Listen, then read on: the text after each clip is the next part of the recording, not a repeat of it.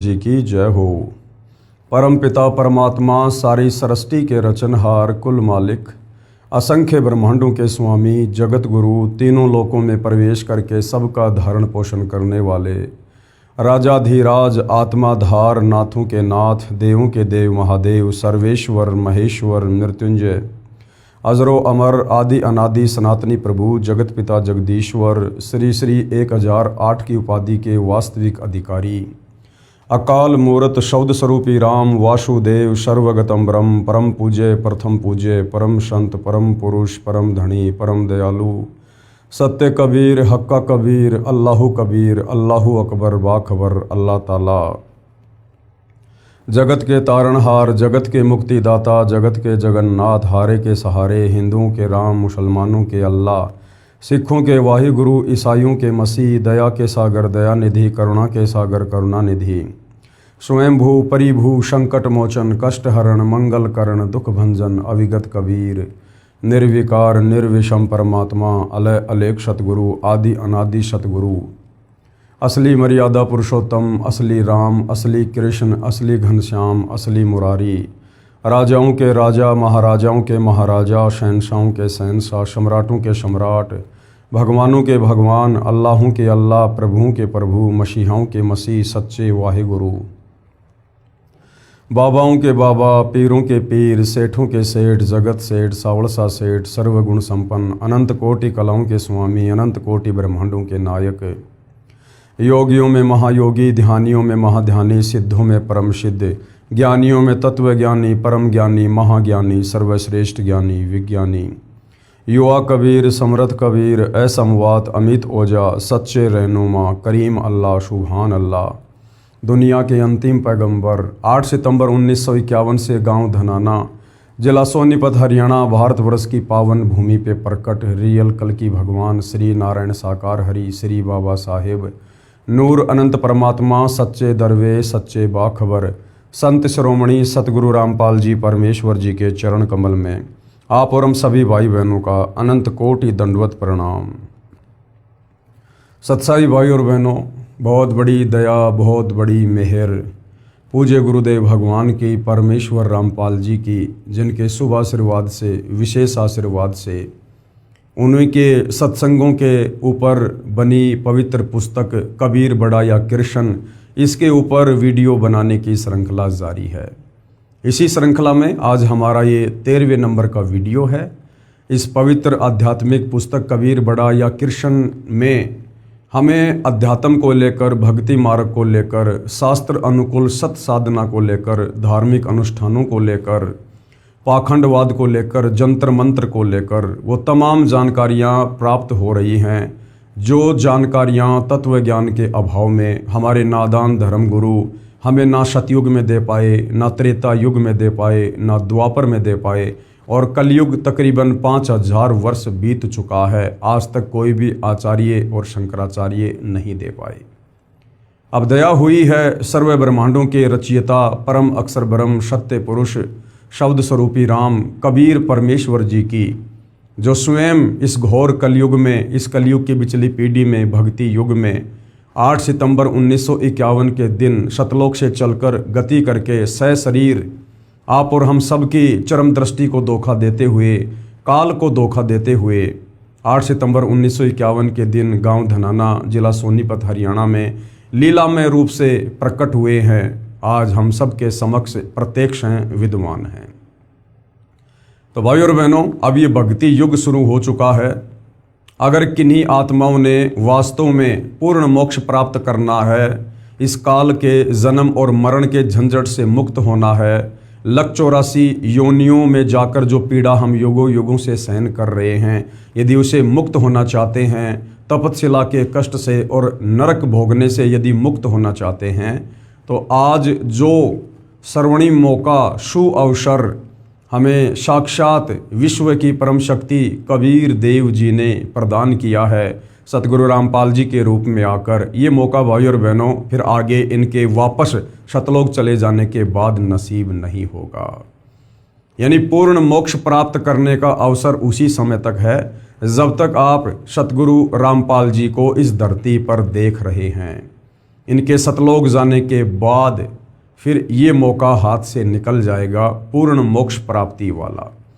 हाँ, इनके द्वारा जो भक्ति यहाँ पर हमें दी जा चुकी है, इस भक्ति को करने से, इन मंत्रों का जाप करने से, इन धार्मिक यज्ञों को करने से हम यहाँ पर धनी बन जाएंगे, खुशहाल हो जाएंगे, हमारे बिगड़े हुए कार्य भी बनेंगे और शरीर छूटने के बाद अगले जन्मों में हम देवता भी बन जाएंगे। फिर कभी मनुष्य जन्म मिला तो राजा महाराजा भी मिल जाएंगे, परंतु पूर्ण मोक्ष प्राप्त करने से वंचित रह जाएंगे।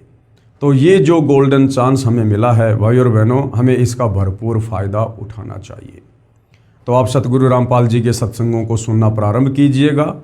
मोबाइल आपकी पॉकेट में है, यूट्यूब पर जाइए, सतगुरु रामपाल जी के सत्संग सर्च कीजिए, पहले उनके ज्ञान को सुनिए, समझिए, उसके बाद उनसे नाम दीक्षा लेकर अपनी आत्मा का कल्याण करवाएं।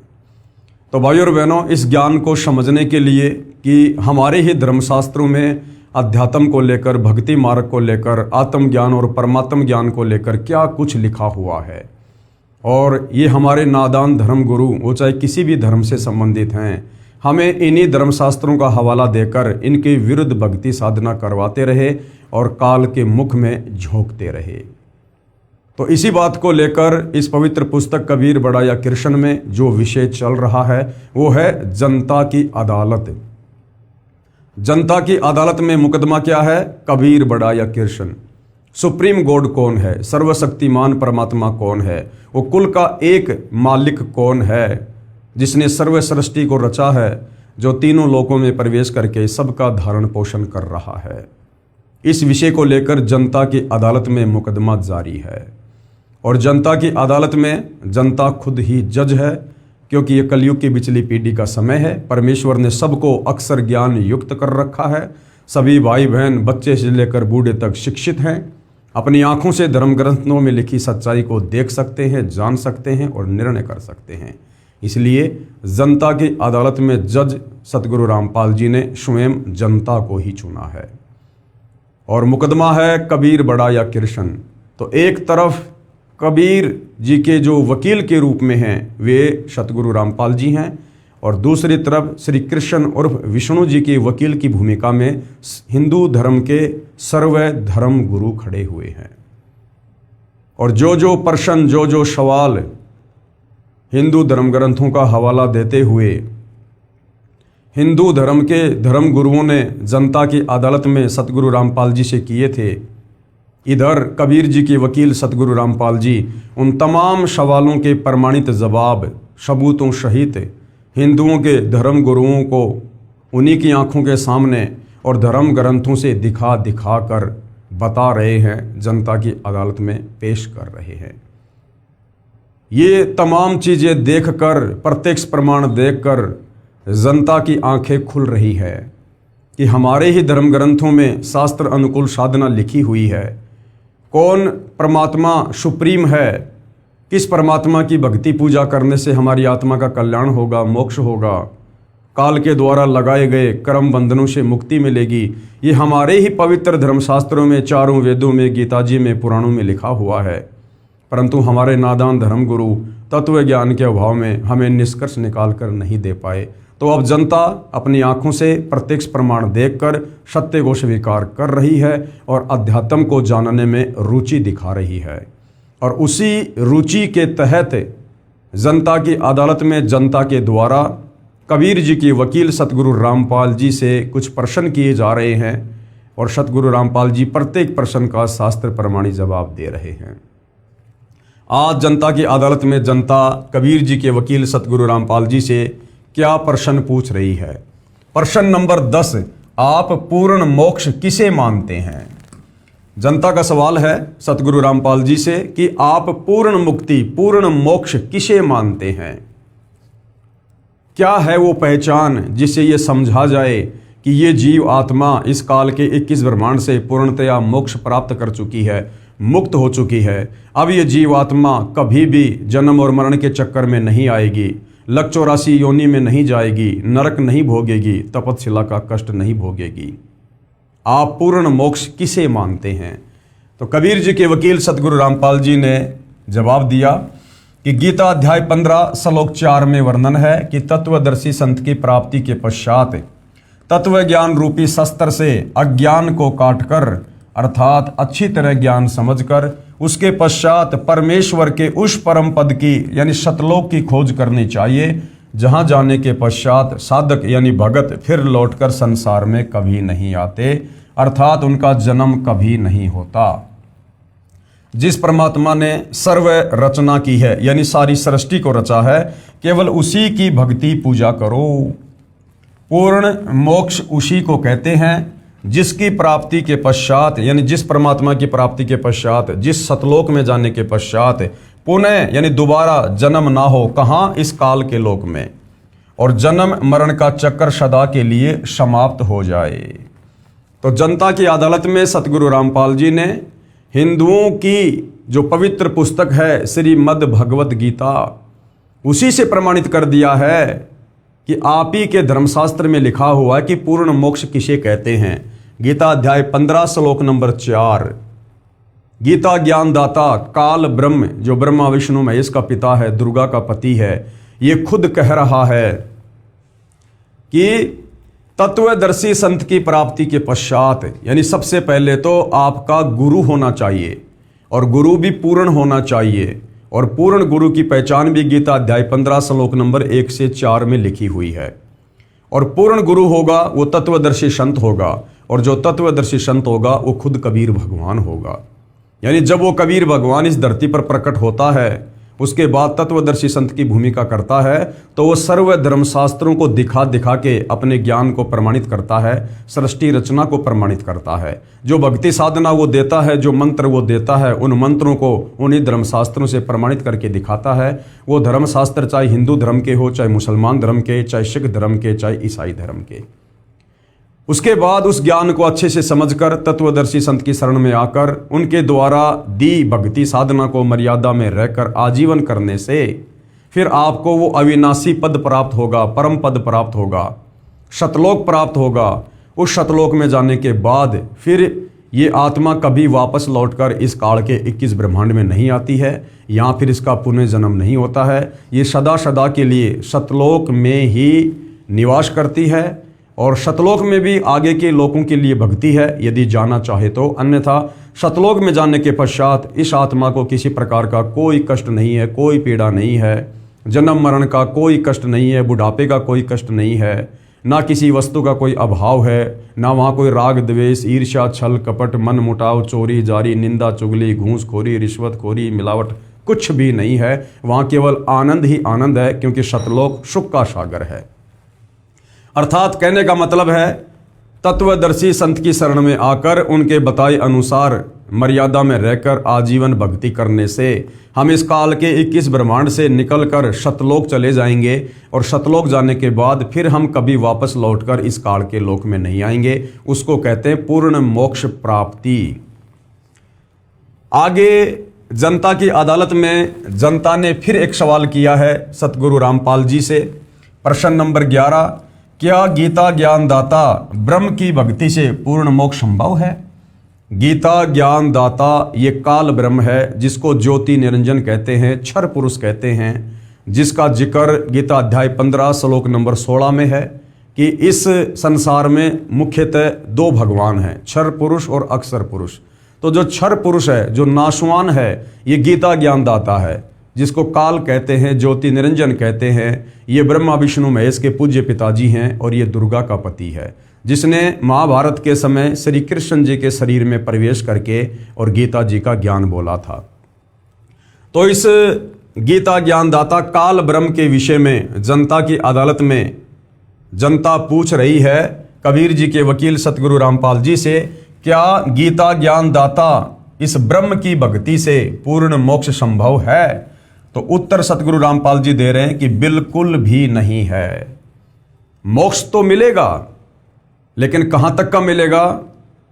जहां तक की भक्ति करने से ये काल साधक को उसका फल देता है। यानी ब्रह्म की भक्ति करने से साधक ब्रह्म लोक में जाएगा। ब्रह्म की भक्ति यानी काल की भक्ति गीता अध्याय 8 श्लोक नंबर 13 में वर्णित है कि ओम इति एक अक्षर ब्रह्म व्यवहारण माम अनुस्मरण ये परियाति तजन देहम सयाति परमाम गतम। कि अर्जुन, मुझ ब्रह्म की साधना का एक ओम मंत्र है, और जो इस ओम मंत्र का अंतिम श्वास तक, शरीर छूटने तक जाप करता है, वो मुझ ब्रह्म की परम गति को प्राप्त होता है। और इस ब्रह्म की परम गति क्या है? गीता अध्याय 8 श्लोक नंबर 16, ये ब्रह्म लोक में रहता है। और ब्रह्म लोक में गया हुआ साधक भी वापस लौटकर जन्म और मरण में आता है, लक 84 योनि में जाता है। अर्थात गीता ज्ञानदाता ब्रह्म की साधना करने से साधक ब्रह्म लोक में जाएगा, जो कि इसकी परम गति है, जो अंतिम मुक्ति है इस काल लोक की। और उस अंतिम मुक्ति को भोग कर अपने पुण्य खर्च करके ब्रह्म लोक से भी साधक वापस जन्म मरण में आएगा। अर्थात काल की साधना से, ब्रह्म की साधना से भी पूर्ण मुक्ति नहीं है। क्या गीता ज्ञानदाता ब्रह्म की भक्ति से पूर्ण मोक्ष संभव है? उत्तर है नहीं। जनता की अदालत में जनता ने फिर सवाल किया। गीता अध्याय 8 श्लोक नंबर 16 में प्रमाण है कि गीता ज्ञानदाता ने यानी इस काल ब्रह्म ने कहा है कि हे अर्जुन, मुझे प्राप्त होकर पुनर्जन्म नहीं होता। आप कैसे कहते हैं कि ब्रह्म भक्ति से पूर्ण मोक्ष संभव नहीं है? अब उत्तर दे रहे हैं कबीर जी के वकील सतगुरु रामपाल जी। और सतगुरु रामपाल जी समझा रहे हैं कि यही कमी रही जो आप हिंदू श्रद्धालु भ्रमित हैं भक्ति और भगवान को लेकर।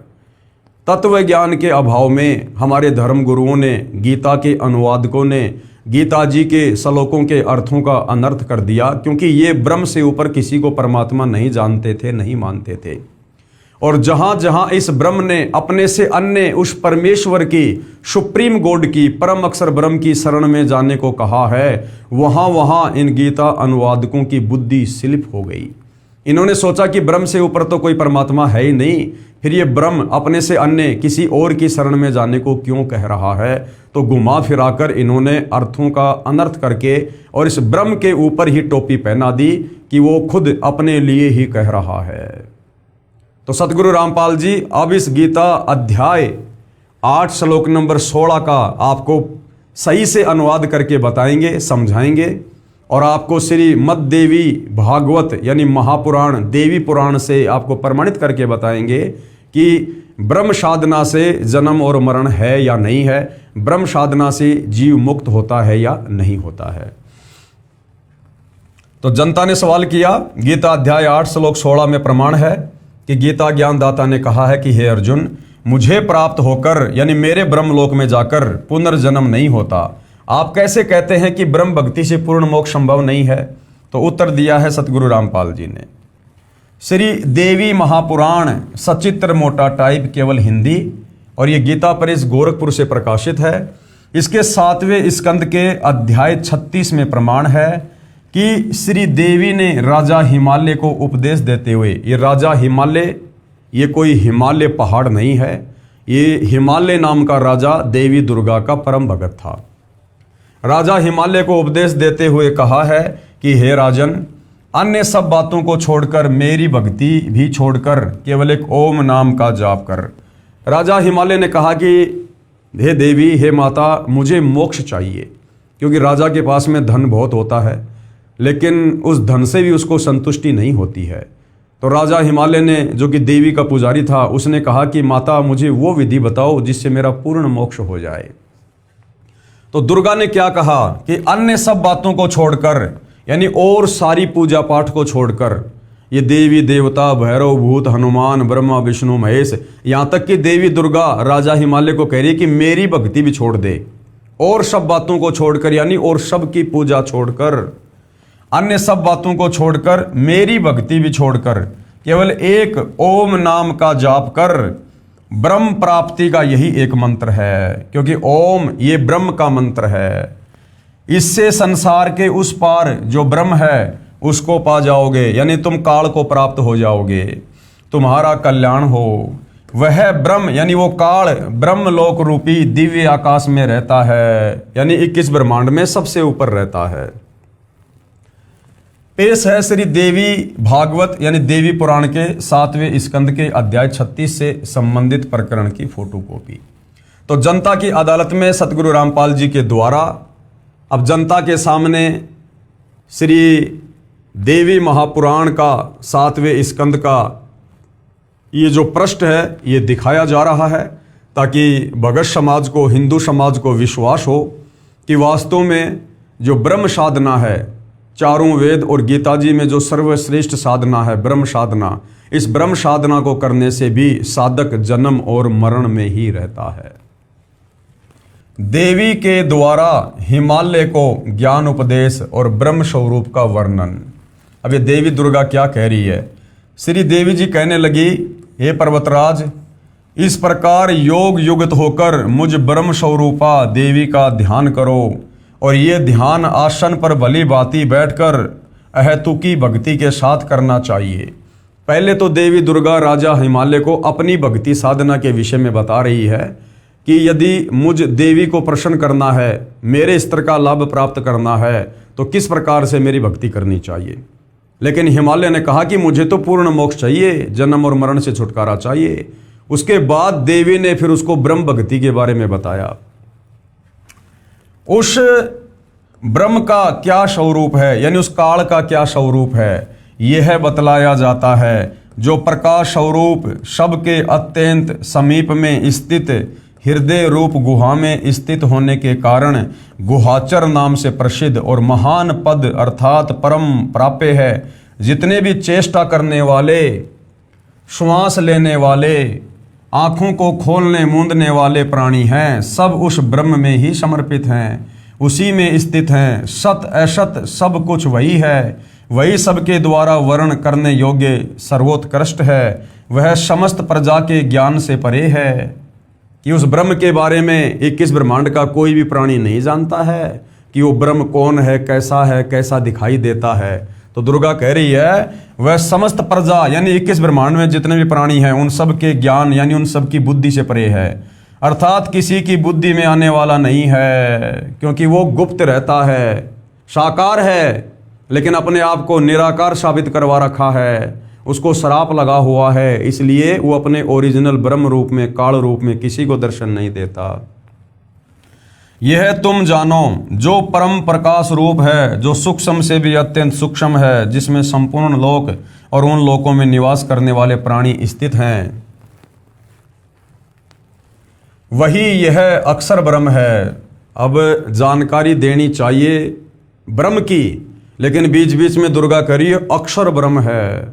अरे गीता अध्याय 15 श्लोक 16, ये दो अलग अलग भगवान है, क्षर पुरुष और अक्षर पुरुष। क्षर पुरुष तो ये काल है जो 21 ब्रह्मांड का स्वामी है, और अक्षर पुरुष ये पर ब्रह्म है जिसके पास 7 संग ब्रह्मांड हैं। लेकिन देवी दुर्गा क्योंकि सृष्टि रचना का ज्ञान इसको भी नहीं है, कंप्लीट आध्यात्मिक ज्ञान इसको भी नहीं है, तो ये भी गोलमोल करके बता रही है। वही सबके प्राण हैं, वही सबकी वाणी है और वही सबके मन हैं। वह यह परम सत्य और अमृत अविनाशी तत्व है। सौम्य उस वेदने योग्य लक्ष्य का तुम वेदन करो, यानी ओम नाम पे ध्यान करो, मन लगाकर उसमें तुम तन्मय हो जाओ, यानी ब्रह्म की भक्ति में मन लगाओ। सौम्य उपनिषद में कथित महान अस्त्र रूप धनुष लेकर उस पर उपासना द्वारा तीक्ष्ण किया हुआ बाण संधान करो, और फिर भावानुगत चित्त के द्वारा उस बाण को खींचकर उस अक्षर रूप ब्रह्म को ही लक्ष्य बनाकर वेदन करो, यानी उस ब्रह्म की साधना करो, ओम नाम का जाप करो। प्रणव ओम धनुष है, यानी उसका मंत्र क्या है? ओम, और जीव आत्मा बाण है, और ब्रह्म को उसका लक्ष्य कहा जाता है। परमाद रहित अत्यंत तत्परता से साधन संलग्न होकर उसका वेदन करना चाहिए, और बाण के समान उसमें तन्मय हो जाना चाहिए, जिससे ब्रह्म में, स्वर्ग में, पृथ्वी, अंतरिक्ष, स्वर्ग और पृथ्वी के बीच का आकाश संपूर्ण प्राणों के सहित इंद्रिय युक्त मन बुद्धि रूप अंतःकरण ओतप्रोत है। उस एकमात्र परमात्मा को ही जाने, यानी उस ब्रह्म को ही जानो सब कुछ, दूसरी सब बातों को छोड़ दो, यानी और सबकी भक्ति साधना छोड़ दो, मुझ देवी दुर्गा की साधना भी छोड़ दो, उस ओम नाम के जाप के साथ में ब्रह्म की साधना करो। यही अमृत रूप परमात्मा के पास पहुंचाने वाला पुल है। संसार समुद्र से पार होकर अमृत स्वरूप परमात्मा को प्राप्त करने का यही सुलभ साधन है। इस आत्मा का ओम के जप के साथ ध्यान करो, यानी उस काल का, उस ब्रह्म का ओम नाम के साथ में जाप करो, इससे अज्ञानमय अंधकार से सर्वदा परे और संसार समुद्र से उस पार जो ब्रह्म है उसको पा जाओगे, तुम्हारा कल्याण हो। जो सदा जानने वाला, जो सब ओर से सब कुछ जानने वाला है, जिसकी जगत में ये महिमा है, वह यह सबका आत्मा ब्रह्म कहाँ रहता है? ब्रह्म लोक रूप दिव्य आकाश में रहता है। ये जो मेन पॉइंट है भाई और बहनों, इस पूरे प्रकरण को समझने के लिए ये ध्यान रखना, दुर्गा देवी राजा हिमालय को क्या कह रही है कि उस ब्रह्म का ओम जाप है और वो कहाँ रहता है? वो ब्रह्म लोक रूप दिव्य आकाश में रहता है। वह यह सबका आत्मा ब्रह्म कहाँ रहता है? ब्रह्म लोक रूप दिव्य आकाश में। दो बातें ध्यान रखनी है, फिर हमें गीता जी बिल्कुल क्लियर कर देगी कि इस ब्रह्म साधना से जीव जन्म और मरण में रहता है या उसकी पूर्ण मुक्ति हो जाती है। पहला ओम नाम, और दूसरा वो ब्रह्म कहाँ रहता है? ब्रह्मलोक में रहता है। उसके बाद क्लियर हो जाएगा। भावार्थ है कि ब्रह्म साधना का केवल एक ओम नाम का जाप है जो देवी दुर्गा हिमालय को बता रही है। इससे ब्रह्म की प्राप्ति होती है और वह साधक कहाँ जाता है? ब्रह्मलोक में चला जाता है। इसी गीता अध्याय 8 श्लोक 16 में अब क्या कहा है, ध्यान से सुनिएगा, समझ में आ जाएगा। इसी गीता अध्याय 8 श्लोक 16 में कहा है कि ब्रह्मलोक सहित सर्वलोक पुनरावर्ती में है। ब्रह्मलोक से लेकर, ब्रह्मलोक 21 ब्रह्मांड का सबसे ऊपर का लोक है और बाकी लोक सब नीचे हैं, ब्रह्मा विष्णु महेश के, देवी दुर्गा के, देवताओं के। तो क्या कहा जाता है गीता अध्याय 8 श्लोक नंबर 16 में कि ब्रह्मलोक पर्यंत, यानी उस ब्रह्मलोक से लेकर और जितने भी लोक हैं 21 ब्रह्मांड में, ये सब पुनरावर्ती में हैं, अर्थात जन्म और मरण में हैं। पुनरावर्ती का मतलब है जिसको प्राप्त होके पुनः वापस जन्म और मरण में आना पड़े। इसी गीता अध्याय 8 श्लोक 16 में कहा है कि ब्रह्मलोक सहित सर्वलोक पुनरावर्ती में हैं, यानी जन्म और मरण के चक्कर में हैं, अर्थात ब्रह्मलोक में गए साधक का भी पुनर्जन्म होता है। ब्रह्म यानी काल की भक्ति से पूर्ण मोक्ष नहीं होता। इस गीता अध्याय 8 श्लोक 16 का अनुवाद गीता प्रेस गोरखपुर से प्रकाशित गीता में तथा अन्य प्रकाशन की गीता में गलत किया हुआ है। ये अनुवाद गलत किया हुआ है क्योंकि अनुवादकों को तत्व ज्ञान नहीं था, अनुवादक सृष्टि रचना से परिचित नहीं थे, अनुवादक इस ब्रह्म से ऊपर किसी अन्य परमात्मा से परिचित नहीं थे। गीता अनुवादक गीता अध्याय 15 श्लोक नंबर 16 और 17 से पूरी तरह से परिचित नहीं थे, जिसमें 3 भगवानों की जानकारी दी गई है।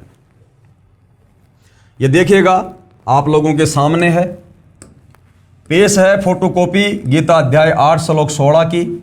गीता प्रेस गोरखपुर से प्रकाशित है और क्या समझाया जा रहा है ये श्लोक आप जियों के सामने है भाई और बहनों। ये पुनरावर्ती शब्द साफ साफ लिखा हुआ है। आ ब्रह्म भुवनात् लोका पुनरावर्तिन अर्जुन माम उपेते तू कौन्ते पुनर्जन्म न विद्यते। जो ये नहीं जानते कि मुझ ब्रह्म को प्राप्त होकर भी जन्म और मरण में आना पड़ता है। हे अर्जुन, अब ये तो गीता अनुवादकों ने अनुवाद किया है जो गलत है, सही नहीं है। इन्होंने ब्रह्म के ऊपर ही टोपी पहना दी, ब्रह्म को ही सर्वश्रेष्ठ भगवान साबित कर दिया कि ब्रह्म की प्राप्ति होने के बाद में फिर जन्म और मरण में साधक नहीं आता।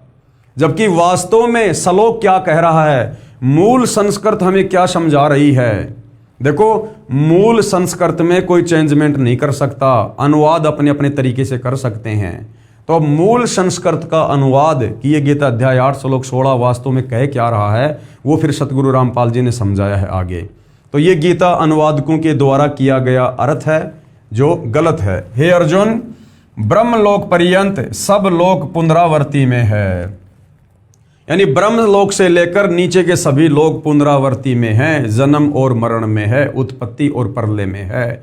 जब यह साफ साफ कहा जा रहा है उस ब्रह्म के द्वारा जिसकी साधना करके ये कह रहे हैं कि जन्म और मरण नहीं होता, वो तो खुद कह रहा है कि हे अर्जुन, ब्रह्मलोक पर्यंत यानी ब्रह्मलोक से लेकर सब लोग पुनरावर्ती में हैं, यानी जन्म और मरण में हैं, उत्पत्ति और प्रलय में हैं। जब वो लोक ही उत्पत्ति और प्रलय में है, नष्ट होता है, तो वहाँ रहने वाले साधक कहाँ रहेंगे, वो भगत कहाँ रहेंगे। तो यहीं से क्लियर हो जाता है हे अर्जुन, ब्रह्मलोक पर्यंत सब लोग पुनरावृत्ति में हैं। लेकिन उसके आगे इन्होंने गलत अनुवाद कर दिया। क्या? परंतु हे कुंती पुत्र, मुझको यानी काल को यानी ब्रह्म को प्राप्त होकर पुनर्जन्म नहीं होता, ये इन्होंने गलत कर दिया। ये जो शब्द है न विद्यते, जो ये नहीं जानते, इन्होंने इसको अच्छे से नहीं समझा। अब सतगुरु रामपाल जी ने यथार्थ अनुवाद किया है। इसका वास्तविक अनुवाद इस प्रकार है, ब्रह्मलोक तक सर्वलोक पुनरावृत्ति में हैं, अर्थात ब्रह्मलोक में भी गए व्यक्तियों का पुनर्जन्म होता है। जो ये नहीं जानते, साफ साफ लिखा हुआ है, न विद्यते, जो ये नहीं जानते, विद्यते यानी जानना और न यानी नहीं, जो ये नहीं जानते, हे अर्जुन, मुझे प्राप्त होकर भी उनका पुनर्जन्म होता है। इन्होंने लिख दिया नहीं होता है। इस श्लोक में विद्यते शब्द का अर्थ जानना बनता है। गीता अध्याय 6 श्लोक 23 में विद्यात शब्द का अर्थ जानना किया है। यहाँ इस श्लोक में भी विद्यते का अर्थ जानना बनता है। देखिए इसी पुस्तक में इसी श्लोक की फोटोकॉपी में अधिक स्पष्ट करने के लिए गीता अध्याय 8 श्लोक नंबर 15 ही पर्याप्त है। ये देखिए मूल पाठ है ये, यानी मूल संस्कृत है। माम उपेते पुनर्जन्म दुखालयम आशश्वतम न आपनुवंती महात्मने संसिद्धम परमाम गता। अनुवाद किया है, माम यानी मुझे प्राप्त होकर, पुनर्जन्म यानी पुनर्जन्म होता है। जो नाशवान जीवन दुखों का घर है, परम सिद्धि को प्राप्त महात्मा जन पुनर्जन्म को प्राप्त नहीं होते। गीता अध्याय 8 श्लोक नंबर 15। अब इसका भावार्थ सतगुरु रामपाल जी कर रहे हैं, जो यथार्थ है। गीता ज्ञानदाता ने कहा है, यानी काल ब्रह्म ने कहा है कि मुझे प्राप्त होकर तो दुखों का घर यह क्षण भंगुर जीवन जन्म मरण होता है। जो महात्मा परम गति को प्राप्त हो जाते हैं उनका पुनर्जन्म नहीं होता। जो महात्मा परम गति को प्राप्त हो जाते हैं, परम गति यानी गीता अध्याय 18 श्लोक नंबर 62 कि हे अर्जुन, तू सर्व भाव से उस परमेश्वर की शरण में जा, परम अक्षर ब्रह्म की शरण में, जहां जाने के बाद साधक फिर लौटकर संसार में वापस नहीं आता। तो शतलोक जाने के बाद वो हमारी परम गति कहलाती है। यानी एक बार यदि किसी साधक की परम गति हो गई, कोई यहां से सतलोक चला गया तत्वदर्शी संत की शरण में आकर, उसके बाद वो वापस लौटकर काल के 21 ब्रह्मांड में जन्म और मरण के चक्कर में नहीं आता है। जो महात्मा परम गति को प्राप्त हो जाते हैं उनका पुनर्जन्म नहीं होता। विचार करें, यदि गीता अध्याय 8 श्लोक 1 से 10 तक का सारांश निकालें तो इस प्रकार है। अर्जुन ने पूछा गीता अध्याय 8 श्लोक नंबर 1 में कि ये तत्व ब्रह्म क्या है। गीता ज्ञानदाता ने गीता अध्याय 8 श्लोक 3 में उत्तर दिया कि वो परम अक्षर ब्रह्म है। यानी अपने से अन्य परम अक्षर ब्रह्म की जानकारी गीता ज्ञानदाता दे रहा है। फिर गीता ज्ञानदाता ने अध्याय 8 श्लोक नंबर 5 और 7 में अपनी भक्ति करने को कहा है, तथा गीता अध्याय 8 श्लोक 8, 9, 10 में परम अक्षर ब्रह्म की यानी उस तत्व ब्रह्म की भक्ति करने को कहा है। अपनी भक्ति का मंत्र गीता अध्याय 8 श्लोक नंबर 13 में बताया कि मुझ ब्रह्म का केवल एक ओम अक्षर है। उच्चारण करके सुमरण करता हुआ जो शरीर त्याग कर जाता है वह परम गति को प्राप्त होता है, यानी काल की परम गति को प्राप्त होता है। और काल की परम गति है ब्रह्मलोक, और ब्रह्मलोक पर्यंत सर्वलोक पुनरावृत्ति में जन्म और मरण में है। तो काल की परम गति भी घटिया है। पूर्व में श्री देवी पुराण से सिद्ध कर आए हैं कि ओम का जाप करके ब्रह्मलोक प्राप्त होता है। गीता अध्याय 8 श्लोक 16 में स्पष्ट है कि ब्रह्मलोक में गए साधक का भी पुनर्जन्म होता है। इसलिए गीता अध्याय 8 श्लोक 13 में ओम नाम के जाप से होने वाली परम गति का वर्णन है। परंतु गीता अध्याय 8 श्लोक 8, 9, 10 में जिस सच्चिदानंद घन ब्रह्म अर्थात परम दिव्य पुरुष की भक्ति करने को कहा है उसका मंत्र गीता अध्याय 17 श्लोक नंबर 23 में लिखा है। यानी इस ब्रह्म ने अपनी भक्ति का मंत्र तो गीता अध्याय 8 श्लोक नंबर 13 में लिख दिया ओम, और जो अपने से अन्य जिस परम अक्षर ब्रह्म जिस तत्व ब्रह्म की इसने जानकारी दी है गीता अध्याय 8 श्लोक नंबर 3 में, उसकी भक्ति का मंत्र गीता अध्याय 17 श्लोक नंबर 23 में है। क्या? ओम तत् सत इति निर्देश ब्रह्मण त्रिविध समर्थ। यानी पूर्ण परमात्मा की भक्ति का ये 3 नाम का जाप है, जो 3 विधि से जाप किया जाता है। ब्राह्मणा तेन वेद्या च यज्ञा च विहिता पुरा। और सृष्टि की शुरुआत में जो विद्वान लोग थे वो इसी प्रकार से भक्ति किया करते थे। अनुवाद: सच्चिदानंद घन ब्रह्म यानी कबीर परमेश्वर परम अक्षर ब्रह्म की भक्ति का मंत्र ओम तत् सत है। ये ओम तो सीधा सीधा काल का है और ये तत् और सत ये सांकेतिक है, जो तत्वदर्शी संत ही बताएगा। ओम मंत्र ब्रह्म यानी क्षर पुरुष का है, इस काल का है। तत् ये सांकेतिक है, जो अक्षर पुरुष का है, जिसके साथ संग ब्रह्मांड है। और सत मंत्र भी सांकेतिक मंत्र है, जो परम अक्षर ब्रह्म का है, यानी कबीर देव का है। इन तीनों मंत्रों के जाप से वह परम गति प्राप्त होगी, जो गीता अध्याय 15 श्लोक 4 में कही गई है कि जहां जाने के पश्चात साधक फिर लौटकर संसार में कभी नहीं आते। यदि गीता अध्याय 8 श्लोक 16 का ये अर्थ सही माने कि मुझे प्राप्त होने वाला यानी ब्रह्म को प्राप्त होने वाला पुनर्जन्म में नहीं आता, तो गीता अध्याय 2 श्लोक 12, गीता अध्याय 4 श्लोक 5 और गीता अध्याय 10 श्लोक 2 गलत साबित हो जाएंगे, जिसमें खुद ये ब्रह्म कह रहा है कि मेरा तो जन्म होता है, मेरी तो मृत्यु होती है। हे अर्जुन, तू नहीं जानता, मैं जानता हूं। तेरे भी कई जन्म हो चुके हैं, मेरे भी हो चुके हैं, आगे भी होंगे। अगर गीता अध्याय 8 श्लोक नंबर 16 का जो अनुवाद हमारे तत्व ज्ञानहीन गीता अनुवादकों ने और धर्मगुरुओं ने किया है कि ये ब्रह्म कह रहा है कि मुझे प्राप्त होकर फिर साधक जन्म और मरण में नहीं आता, तो फिर गीता अध्याय 2 श्लोक नंबर 12, गीता अध्याय 4 श्लोक नंबर 5 और 9, गीता अध्याय 10 श्लोक 2 ये फिर गलत साबित हो जाएंगे, जिसमें खुद ये ब्रह्म पहले कह चुका है कि मेरे और तेरे बहुत जन्म हो चुके हैं, तू नहीं जानता, मैं जानता हूं। अर्थात यहां पर ये क्लियर हो जाता है कि गीता ज्ञानदाता ब्रह्म है, ओम इसका मंत्र है, ये ब्रह्म लोक में रहता है और ब्रह्म लोक पर्यंत सर्वलोक पुनरावर्ती में जन्म और मरण में, प्रलय और उत्पत्ति में है। अर्थात इस ब्रह्म साधना से परम गति नहीं है, पूर्ण मोक्ष नहीं है, जन्म मरण का रोग समाप्त नहीं होता। तो गीता अध्याय 2 श्लोक 12, गीता अध्याय 4 श्लोक 5, गीता अध्याय 10 श्लोक 2 गलत सिद्ध हो जाते हैं, जिनमें गीता ज्ञानदाता ने यानी ब्रह्म ने कहा है कि अर्जुन तेरे और मेरे बहुत जन्म हो चुके हैं, तू नहीं जानता, मैं जानता हूं। मेरी उत्पत्ति को यानी ये ब्रह्म कह रहा है कि मेरी उत्पत्ति को यानी मेरे जन्म लेने को ना देवता जानते हैं, ना महर्षिगण तथा ना सिद्ध जानते हैं। विचारणीय विषय यह है कि जब साध्य इष्ट का ही जन्म मृत्यु होता है, यानी जब इस ब्रह्म का ही जन्म और मृत्यु होता है, तो साधक यानी भगत को वह मोक्ष कैसे प्राप्त हो सकता है जिससे पुनर्जन्म नहीं होता। तो भाइयों और बहनों, आज से पहले हमारे को गीता जी का गलत ज्ञान दिया गया था, यथार्थ ज्ञान नहीं दिया गया था, जिस कारण से हम इन्हीं देवी देवताओं की भक्ति में ब्रह्म साधना में उलझ पुलझ लगे रहे। इसलिए गीता अध्याय 8 श्लोक 16 का अनुवाद जो मैंने यानी सतगुरु रामपाल जी ने ऊपर किया है वही सही है कि गीता ज्ञानदाता ने यानी ब्रह्म ने कहा है कि ब्रह्मलोक तक सब लोग पुनरावर्ती में हैं, अर्थात ब्रह्मलोक में गए प्राणी भी लौटकर संसार में जन्म को प्राप्त होते हैं। यानी काल की इस ब्रह्म की जो परम गति है, इसकी भक्ति की जो सर्वश्रेष्ठ उपलब्धि है वो है ब्रह्मलोक यानी महास्वर्ग। और गीता अध्याय 8 श्लोक 16 में इस ब्रह्म ने क्लियर कर दिया कि ब्रह्मलोक पर्यंत सर्वलोक पुनरावर्ती में है, अर्थात ब्रह्म साधना से भी परम गति नहीं होती, जन्म मरण का रोग समाप्त नहीं होता।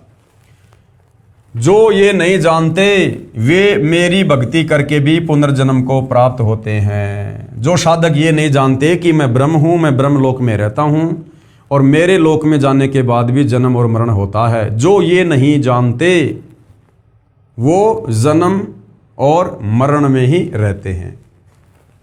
इसलिए तो गीता ज्ञानदाता ने यानी इस काल ब्रह्म ने अध्याय 18 श्लोक 62 में कहा है, अध्याय 18 श्लोक 62 में, क्योंकि इसका खुद का जन्म मरण, इसके साधकों का जन्म मरण, ब्रह्मलोक में गया हुआ प्राणी फिर जन्म मरण में, इसीलिए तो इसने अपने से अन्य उस परम अक्षर ब्रह्म तत्व ब्रह्म के विषय में कहा है गीता अध्याय 18 श्लोक 62 में। इसलिए तो गीता ज्ञानदाता ने अध्याय 18 श्लोक 62 में कहा है कि हे अर्जुन, तू सर्व भाव से उस परमेश्वर की शरण में जा। सर्व भाव से उस परमेश्वर की शरण में जा। अपने से अन्य किसी और परमात्मा की ओर इशारा कर रहा है।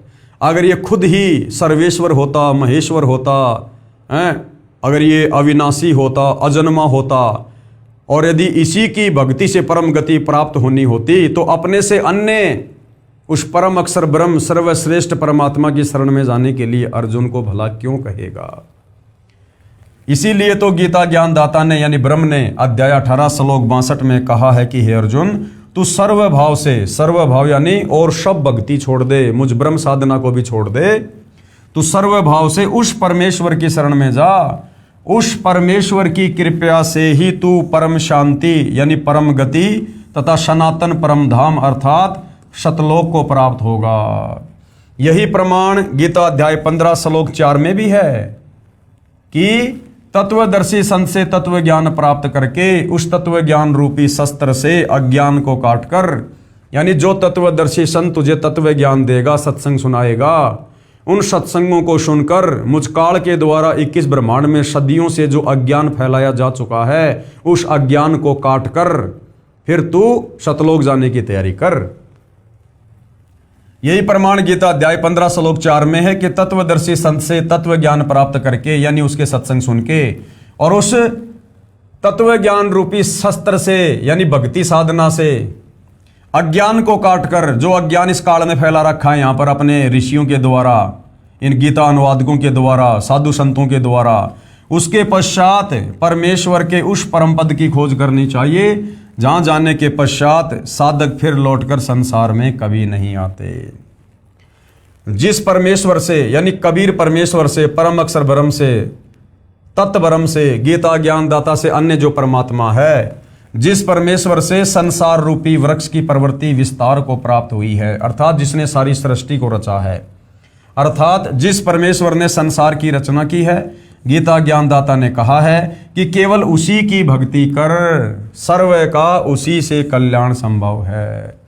तो गीता ज्ञानदाता ने तो अपने से अन्य उस परम अक्षर ब्रह्म तत् ब्रह्म कबीर देव की भक्ति करने के लिए अर्जुन को निर्देशित कर दिया है कि अगर तुझे परम गति को प्राप्त होना है, पूर्ण मोक्ष चाहिए, जन्म मरण से छुटकारा चाहिए, परम शांति चाहिए, तो तू सर्व भाव से उस परमेश्वर की शरण में चला जा, जहाँ जाने के बाद साधक फिर लौटकर संसार में वापस नहीं आता। और उस परम अक्षर ब्रह्म कबीर देव की भक्ति तुझे वो तत्वदर्शी संत ही बता सकता है, मुझे भी नहीं पता। इसलिए गीता अध्याय 4 श्लोक नंबर 34 में ऑप्शन दे दिया कि अगर तुझे परम शांति चाहिए तो तत्वदर्शी संत की खोज कर, उसके बताए अनुसार भक्ति कर, तब तुझे वो परम शांति प्राप्त होगी। अन्यथा मुझ ब्रह्म की भक्ति से परम गति नहीं होगी, तू सदा जन्म मरण में रहेगा। इससे प्रमाणित हुआ कि ब्रह्म की भक्ति से पूर्ण मोक्ष संभव नहीं है। यानी जो 21 ब्रह्मांड का स्वामी है, ये काल, ये ब्रह्म ज्योति निरंजन क्षर पुरुष, ब्रह्मा विष्णु महेश का पिता, दुर्गा का पति, इसकी भक्ति से पूर्ण मोक्ष नहीं है। और ये 21 ब्रह्मांड का सर्वश्रेष्ठ भगवान है। अब सोचिए फिर दुर्गा की भक्ति से मोक्ष कैसे होगा? दुर्गा तो इससे नीचे है। फिर ब्रह्मा विष्णु महेश की भक्ति से मोक्ष कैसे होगा? ब्रह्मा विष्णु महेश तो दुर्गा से भी नीचे हैं। फिर अन्य देवी देवताओं की भक्ति से मोक्ष कैसे होगा? क्योंकि अन्य देवी देवता तो ब्रह्मा विष्णु महेश से भी नीचे हैं। और फिर ये भैरव, भूत, बेताल, माई, मसाणी, सेठ, शीतला, इनकी भक्ति से मुक्ति कैसे होगी? क्योंकि ये तो देवी देवताओं से भी नीचे हैं। उसके बाद ये चौराहे पे ठेकरी रखना, पीपल की पूजा करना, जंत्र मंत्र करना, श्राद्ध निकालना, फिर इनसे मुक्ति कैसे होगी? क्योंकि ये तो उन भैरव, भूत, बेताल से भी नीचे हैं। तो भाई और बहनों, इसलिए यदि 21 ब्रह्मांड से पूर्ण मुक्ति चाहिए, पूर्ण मोक्ष चाहिए, इस आत्मा को यदि हमने स्वतंत्र करवाना है, सतलोक चलना है, तो हमने उस परम अक्षर ब्रह्म कबीर देव की भक्ति करनी होगी। और वो भक्ति लेकर स्वयं वो परम अक्षर ब्रह्म कबीर देव 8 सितंबर 1951 से गांव धनाना, जिला सोनीपत, हरियाणा में प्रकट हैं। और सन 1994 से ये सतज्ञान, ये परम शांति वाली भक्ति देश और दुनिया को दे रहे हैं। और आप भी इस भक्ति का फायदा उठा सको, इसीलिए ये सर्व ज्ञान उन्होंने सत्संगों के माध्यम से और पुस्तकों के माध्यम से भगत समाज को बताना चाहा है। ये तत्व ज्ञान है, ये पांचवा वेद है। इस ज्ञान को जो समझ जाएगा और तत्वदर्शी संत की शरण ग्रहण कर लेगा, यानी सतगुरु रामपाल जी की शरण में आकर आजीवन मर्यादा में रहकर भक्ति करेगा, वही इस काल के कर्म बंधनों से 21 ब्रह्मांड से जन्म और मरण से छुटकारा प्राप्त कर सकता है। दूसरा, धरती पर, धरती के किसी भी कोने में, किसी भी धर्म में, किसी भी धर्मगुरु की शरण में आने से आप परम गति को प्राप्त नहीं कर सकते। प्रमाणित हुआ कि ब्रह्म की भक्ति से पूर्ण मोक्ष संभव नहीं है। केवल पूर्ण परमात्मा यानी परम अक्षर ब्रह्म यानी कबीर देव की भक्ति से ही पूर्ण मोक्ष संभव है। अब जनता की अदालत में मामला चल रहा है। जनता बढ़ चढ़कर अध्यात्म में रुचि ले रही है और कबीर जी के वकील सतगुरु रामपाल जी से जनता फिर आगे और क्या सवाल करती है अध्यात्म को लेकर। प्रश्न नंबर 13, ओम, यह मंत्र तो ब्रह्म का जाप हुआ, क्योंकि गीता अध्याय 8 श्लोक 13 में गीता जी से दिखा दिया गया है। फिर यह क्यों कह रहे हो कि ब्रह्म भक्ति से पूर्ण मोक्ष नहीं होता? आपने बताया कि गीता अध्याय 17 श्लोक 23 में ओम तत् सत, यानी इसमें तो इस ब्रह्म का मंत्र भी है, ओम मंत्र भी आता है इसमें, तो जो आप पूर्ण परमात्मा का मंत्र बता रहे हो। आपने बताया कि गीता अध्याय 17 श्लोक 23 में ओम तत् सत, इस मंत्र के जाप से पूर्ण मोक्ष होता है। इस मंत्र में भी तो ओम मंत्र है, यानी काल का जाप है। तो कबीर जी के वकील सतगुरु रामपाल जी ने किस प्रकार से प्रमाणित जवाब दिया है? उत्तर, जैसे इंजीनियर या डॉक्टर बनने के लिए शिक्षा की आवश्यकता होती है, पहले प्रथम कक्षा पढ़नी पड़ती है, फिर धीरे धीरे 5वीं 8वीं, इस प्रकार 10वीं कक्षा पास करनी पड़ती है। उसके पश्चात आगे पढ़ाई करनी होती है, फिर ट्रेनिंग करके इंजीनियर या डॉक्टर बना जाता है। ठीक इसी प्रकार श्री ब्रह्मा, श्री विष्णु, श्री शिव, गणेश तथा देवी की साधना करनी पड़ती है। मैं स्वयं करता हूँ तथा अपने अनुयायियों से करवाता हूँ। ये तो 5वीं कक्षा तक की पढ़ाई अर्थात साधना जानो। दूसरे शब्दों में पांचों जो कमल खोलने की साधना है, हमारे शरीर में कमल बने हुए हैं। ये जो 5 जो प्रधान देवी देवता हैं, ये हमारे शरीर में बने इन कमलों में निवास करते हैं। श्री ब्रह्मा और सौंतरी जी, गणेश जी, विष्णु लक्ष्मी जी, शंकर पार्वती जी और देवी दुर्गा। तो ये जो 5वीं तक की पढ़ाई है, इस पढ़ाई से हमारे शरीर में बने वो कमल खुलेंगे, खिलेंगे, जिससे हमारी भक्ति फिर आगे को जाएगी। दूसरे शब्दों में पांचों कमलों को खोलने की साधना है। और ये जो ब्रह्म की साधना है, जो ओम नाम का जाप है, ये 10वीं कक्षा तक की पढ़ाई जानो। ये 10वीं कक्षा तक की पढ़ाई जानो, अर्थात ब्रह्मलोक तक की साधना है जो ओम का जाप करना है। और अक्षर पुरुष की साधना को 14वीं कक्षा की पढ़ाई जानो, अर्थात बीए जानो, बीए। और ये जो तत् है, ये अक्षर पुरुष का मंत्र है, ये तत् मंत्र का जाप है अक्षर पुरुष का। तत् मंत्र को तो सांकेतिक है, वास्तविक मंत्र तो इससे भिन्न है, जो उपदेशी को ही बताया जाता है। और उसके बाद में जो ओम तत् सत में जो सत है, परम अक्षर पुरुष की साधना इंजीनियर या डॉक्टर की पढ़ाई अर्थात साधना जानो, जो सत शब्द से करनी होती है। ये सत मंत्र भी सांकेतिक है, वास्तविक मंत्र भिन्न है, जो उपदेशी को बताया जाता है, इसको सारनाम भी कहते हैं। तो इस प्रकार से कबीर जी के वकील सतगुरु रामपाल जी ने क्लियर कर दिया कि गीता अध्याय 17 श्लोक 23 में जो 3 मंत्र है, ओम तत् सत, जिसमें सबसे पहले ओम मंत्र इस काल का है, दूसरा जो ये तत् मंत्र है ये अक्षर पुरुष का है, और तीसरा जो सत है वो परम अक्षर ब्रह्म कबीर देव की साधना का है। तो ये जो ब्रह्मा विष्णु महेश की जो साधना है, ये तो 5वीं कक्षा तक की पढ़ाई है। यानी शुरुआत में परमात्मा इनके मंत्र देकर इनका जो ऋण हमारे ऊपर चढ़ा हुआ है, हम इस काल के लोक में रह रहे हैं, युगों युगों से खा रहे हैं, पी रहे हैं, हवा ले रहे हैं, सूर्य से प्रकाश ले रहे हैं, धरती से अनाज पैदा करके खा रहे हैं, हमारे बाप का थोड़ी है। हम कर्जवान हैं इस काल के, क्योंकि काल ने 21 ब्रह्मांड, ये पूरी पृथ्वी शतलोक में ये तप करके ये प्राप्त कर रखी है, तो हम इस काल के ऋणी हो रखे हैं। तो ब्रह्मा विष्णु महेश का जो कर्जा है, यानी शरीर में जो 5 जो कमल हैं जिनमें ये प्रधान देवी देवता हैं, इनका ऋण उतारने के लिए हमें शुरुआत में इन देवी देवताओं के मंत्र जाप करने के लिए दिए जाते हैं। ये इन देवी देवताओं की पूजा नहीं है, ये इनकी साधना है। हम मेहनत मजदूरी करेंगे तो इनका ऋण उतार पाएंगे। पूजा हमने परम अक्षर ब्रह्म की करनी है, कबीर देव की करनी है। उसके बाद में जो ये ओम नाम की जो साधना है, ये इस ब्रह्म की है, इस काल की है, क्योंकि 21 ब्रह्मांड इसी का है। इसने तप के बदले इसने ले रखा है जो है पूर्ण परमेश्वर कबीर साहिब से, तो इसका भी हमारे ऊपर ऋण चढ़ा हुआ है। तभी तो ये गीता अध्याय 18 श्लोक 66 में कह रहा है कि सर्वधर्मान परित्यज्य माम एकम शरणम व्रज अहम तवा सर्व पापेभ्यो मोक्षयामि मा शुच, कि अर्जुन मेरे स्तर की जितनी भी भक्ति साधना है उसका फल तू मुझे संकल्प कर दे, मैं तुझे यहाँ से मुक्त कर दूंगा। तो ओम नाम की जो कमाई है वो ओम नाम का जाप करके हम इस काल ब्रह्म को अंत में दे देंगे और इसका ऋण चूकती हो जाएगा। ये हमें यहाँ से जाने का नो ड्यू सर्टिफिकेट दे देगा। उसके बाद में जो तत् है, ओम तत् सत में जो तत् है, ये अक्षर पुरुष जो ये परब्रह्म है जिसके सात्संग ब्रह्मांड है, ये इसकी भक्ति का जाप है। क्योंकि सतलोक जाते समय हम इसके सात्संग ब्रह्मांडों को पार करते हुए जाएंगे, तो ये उसका अपना टोल टैक्स लेगा। और उसके बाद में जो सत है, ओम तत् सत में जो सत है, ये जो सत शब्द है ये सांकेतिक है। इसका वास्तविक मंत्र सतगुरु रामपाल जी के पास है, वे उपदेशी को प्रदान करते हैं। तो जो सत शब्द है उसको सार नाम कहते हैं, और उस सत शब्द की साधना से फिर हमारा सतलोक में पूर्ण वास हो जाता है।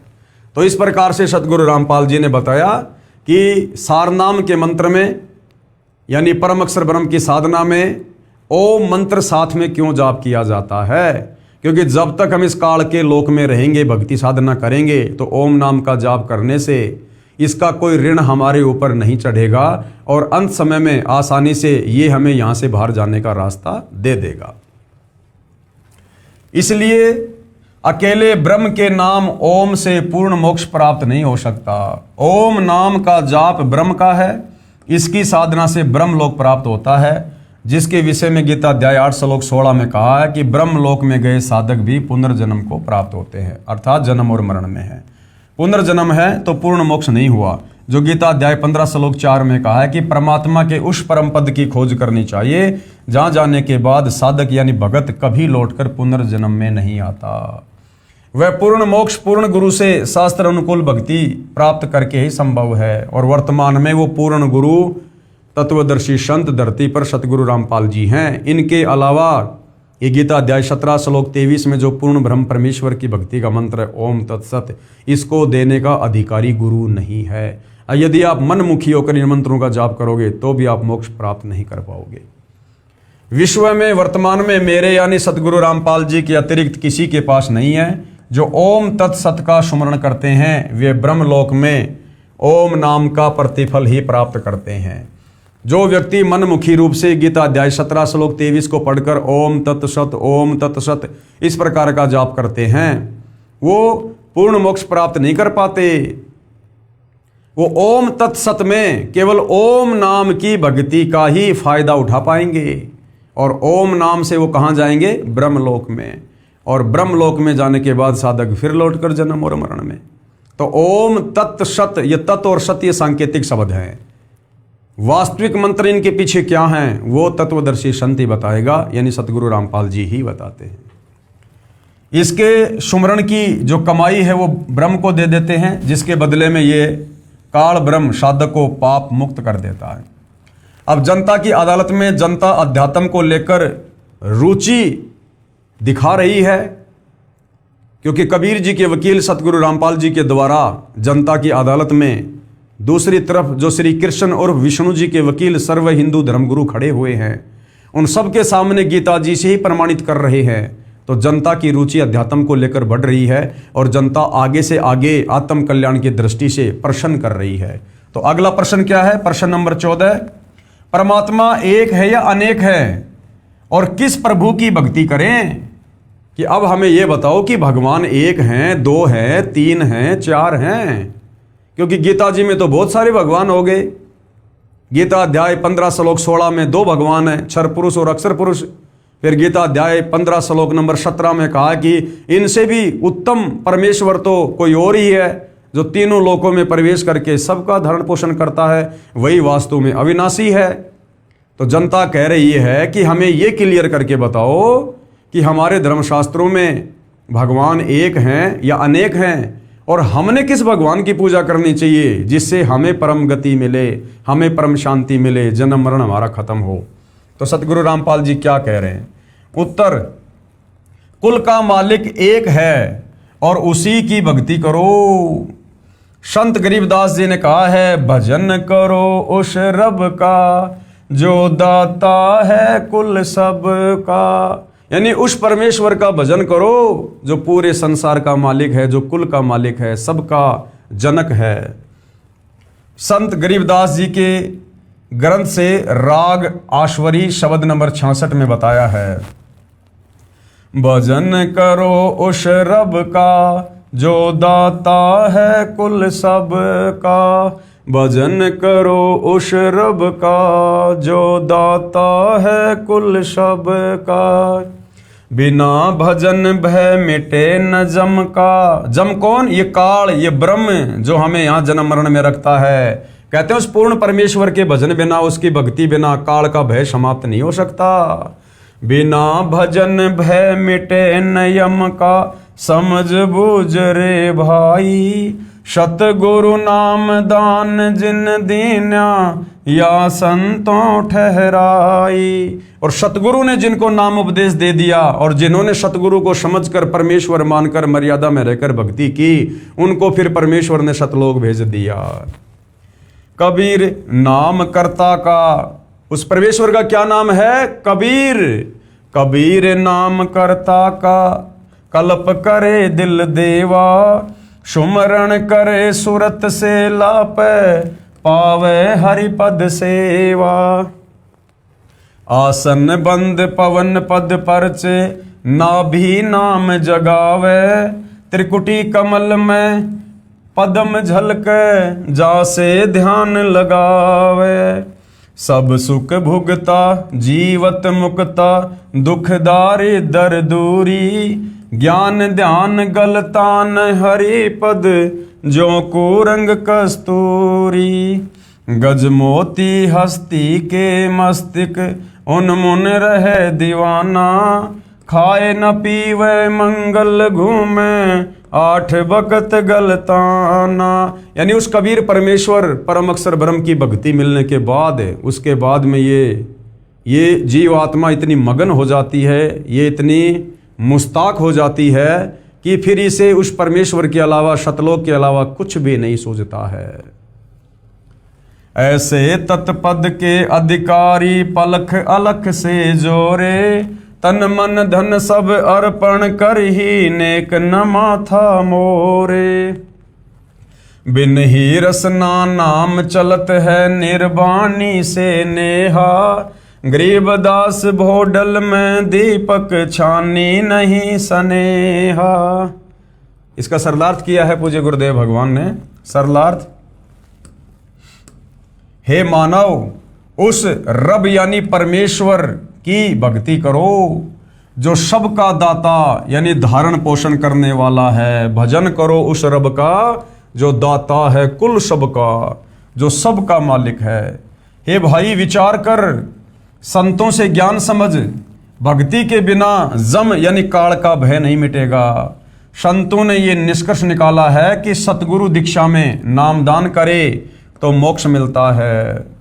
जिनको सतगुरु ने नामदान दिया है उनका मोक्ष हुआ है। उस कर्ता यानी सबकी उत्पत्ति करने वाले परमेश्वर का नाम सत कबीर है। वह दिल देवा यानी हृदय में निवास करने वाला परमेश्वर है, जिसके विषय में गीता अध्याय 18 श्लोक 61 में कहा है कि परमात्मा सब प्राणियों को उनके कर्मों के अनुसार भ्रमण करवाता है, कभी मनुष्य योनि में, कभी लक 84 योनियों में, जो सबके हृदय में निवास करता है। गीता अध्याय 18 श्लोक 62 में कहा है कि हे भारत, तू सर्व भाव से उस परमेश्वर की शरण में जा। उस परमात्मा की कृपा से ही तू परम शांति को तथा सनातन परम धाम को प्राप्त होगा। वह परमेश्वर अपने भगत से दिल से प्यार करता है, उसकी कल्पना करो। सतगुरु द्वारा दिए नाम का सुमरण सुरति यानी ध्यान पूर्वक करो, यानी संसार से ध्यान हटाकर, मगन होकर, लगन लगाकर तब उस परमात्मा के परम पद यानी सतलोक स्थान को प्राप्त करेगा। नाभि तथा त्रिकुटी आदि सब कमलों को खोलने वाले मंत्रों का जाप भी सतगुरु देता है। उनका जाप करके कमलों को खोलो, इससे इस संसार के सब सुख मिलेंगे और मार्ग भी मिलेगा आगे जाने का। सतलोक जाते समय कोई बाधा नहीं आएगी, सब दुख तथा दारिद्र निर्धनता समाप्त हो जाएंगे। सुमरण में ध्यान ऐसे लगाओ जैसे कुरंग यानी जो मृग होता है, मृग कस्तूरी को ढूंढने में ध्यान लगाता है, उसके लिए वो तड़फ जाता है, एक पल भी उसकी गंध बिना नहीं रह सकता। जैसे हाथी के मस्तिष्क के ऊपर की खाल में मोती बन जाता है, जिसके प्रभाव से हाथी मस्त रहता है, उसी में ध्यान रखता है। यानी सारनाम मिलने के बाद भगत की रुचि संसार में नहीं बननी चाहिए, किसी राजनीति में या झूठा भाईचारा निभाने में, लोगों के पास ज़्यादा उठने बैठने में, ज़बरदस्ती रिश्तेदारियां निभाने में, फालतू की बातों में, काम धंधे को आगे से आगे बढ़ाने में। ये भगत की रुचि नहीं होनी चाहिए यदि वास्तव में उसे परमात्मा चाहिए तो। जो तत्पद उस खास अमर स्थान के अधिकारी हैं वे ऐसे साधना करते हैं, परमात्मा से दोस्ती करते हैं और तन मन धन समर्पित कर देते हैं। नेक न माथा मोर है, यानी कभी भी तन मन धन देने से आनाकानी नहीं करते। उन भक्तों का नाम बिना यानी रसना यानी जीव के श्वास द्वारा चलता है। संत गरीबदास जी ने कहा है कि उनकी भक्ति का प्रभाव छुपा नहीं रहता। जैसे दीपक को मोमी कागज यानी पॉलीथीन से छुपाया जाए तो उसके जो प्रकाश की जो वो झलक है वो अवश्य दिखाई देती है। यानी जिस भगत को सच्चा नाम सार नाम मिल जाता है और जो भगत जो मर्यादा है गुरुदेव की नाम जाप के साथ में, किस प्रकार सुरती लगाकर ध्यान लगाकर मगन होकर संसार से पीछे हटकर उसका जाप करना होता है मोक्ष प्राप्ति के लिए, उसके बाद कहते हैं उस भगत की अलग ही पहचान हो जाती है। उस भगत के लक्षण, उसके गुण, उसका आचार विचार व्यवहार, उसका बोलचाल उठना बैठना, वो सब कुछ अलग से दिखाई देगा कि वास्तव में इसके अंदर भक्ति प्रवेश हो रही है। राग बिलावल शब्द नंबर 17। तत् कहन को राम है दूजा नहीं देवा, ब्रह्मा विष्णु महेश से जाकी करते हैं सेवा। तत् कहन को राम है, वास्तव में परमात्मा कहने को तो कबीर भगवान है, जिसकी ब्रह्मा विष्णु महेश जैसे भी भक्ति साधना करते हैं। तत् कहन को राम है दूजा नहीं देवा, ब्रह्मा विष्णु महेश से जाकी करते हैं सेवा। जप तप तीर्थ थोतरे जाकी क्या आशा, कोटि यज्ञ पुण्य दान से जन्म कटे नहीं फाशा। ये जप तप तीर्थ थोतरे ये तो खोखले हैं, थोते हैं। कौन से जप तप? ये काल लोक तक की साधना के ये मनमुखी मंत्र जो हमारे धर्मगुरु दे रहे हैं, जो हमें कहते हैं कि बद्रीनाथ जाओ, जगन्नाथ जाओ, केदारनाथ जाओ, हरिद्वार जाओ, ये व्रत कर लो, तीर्थ कर लो।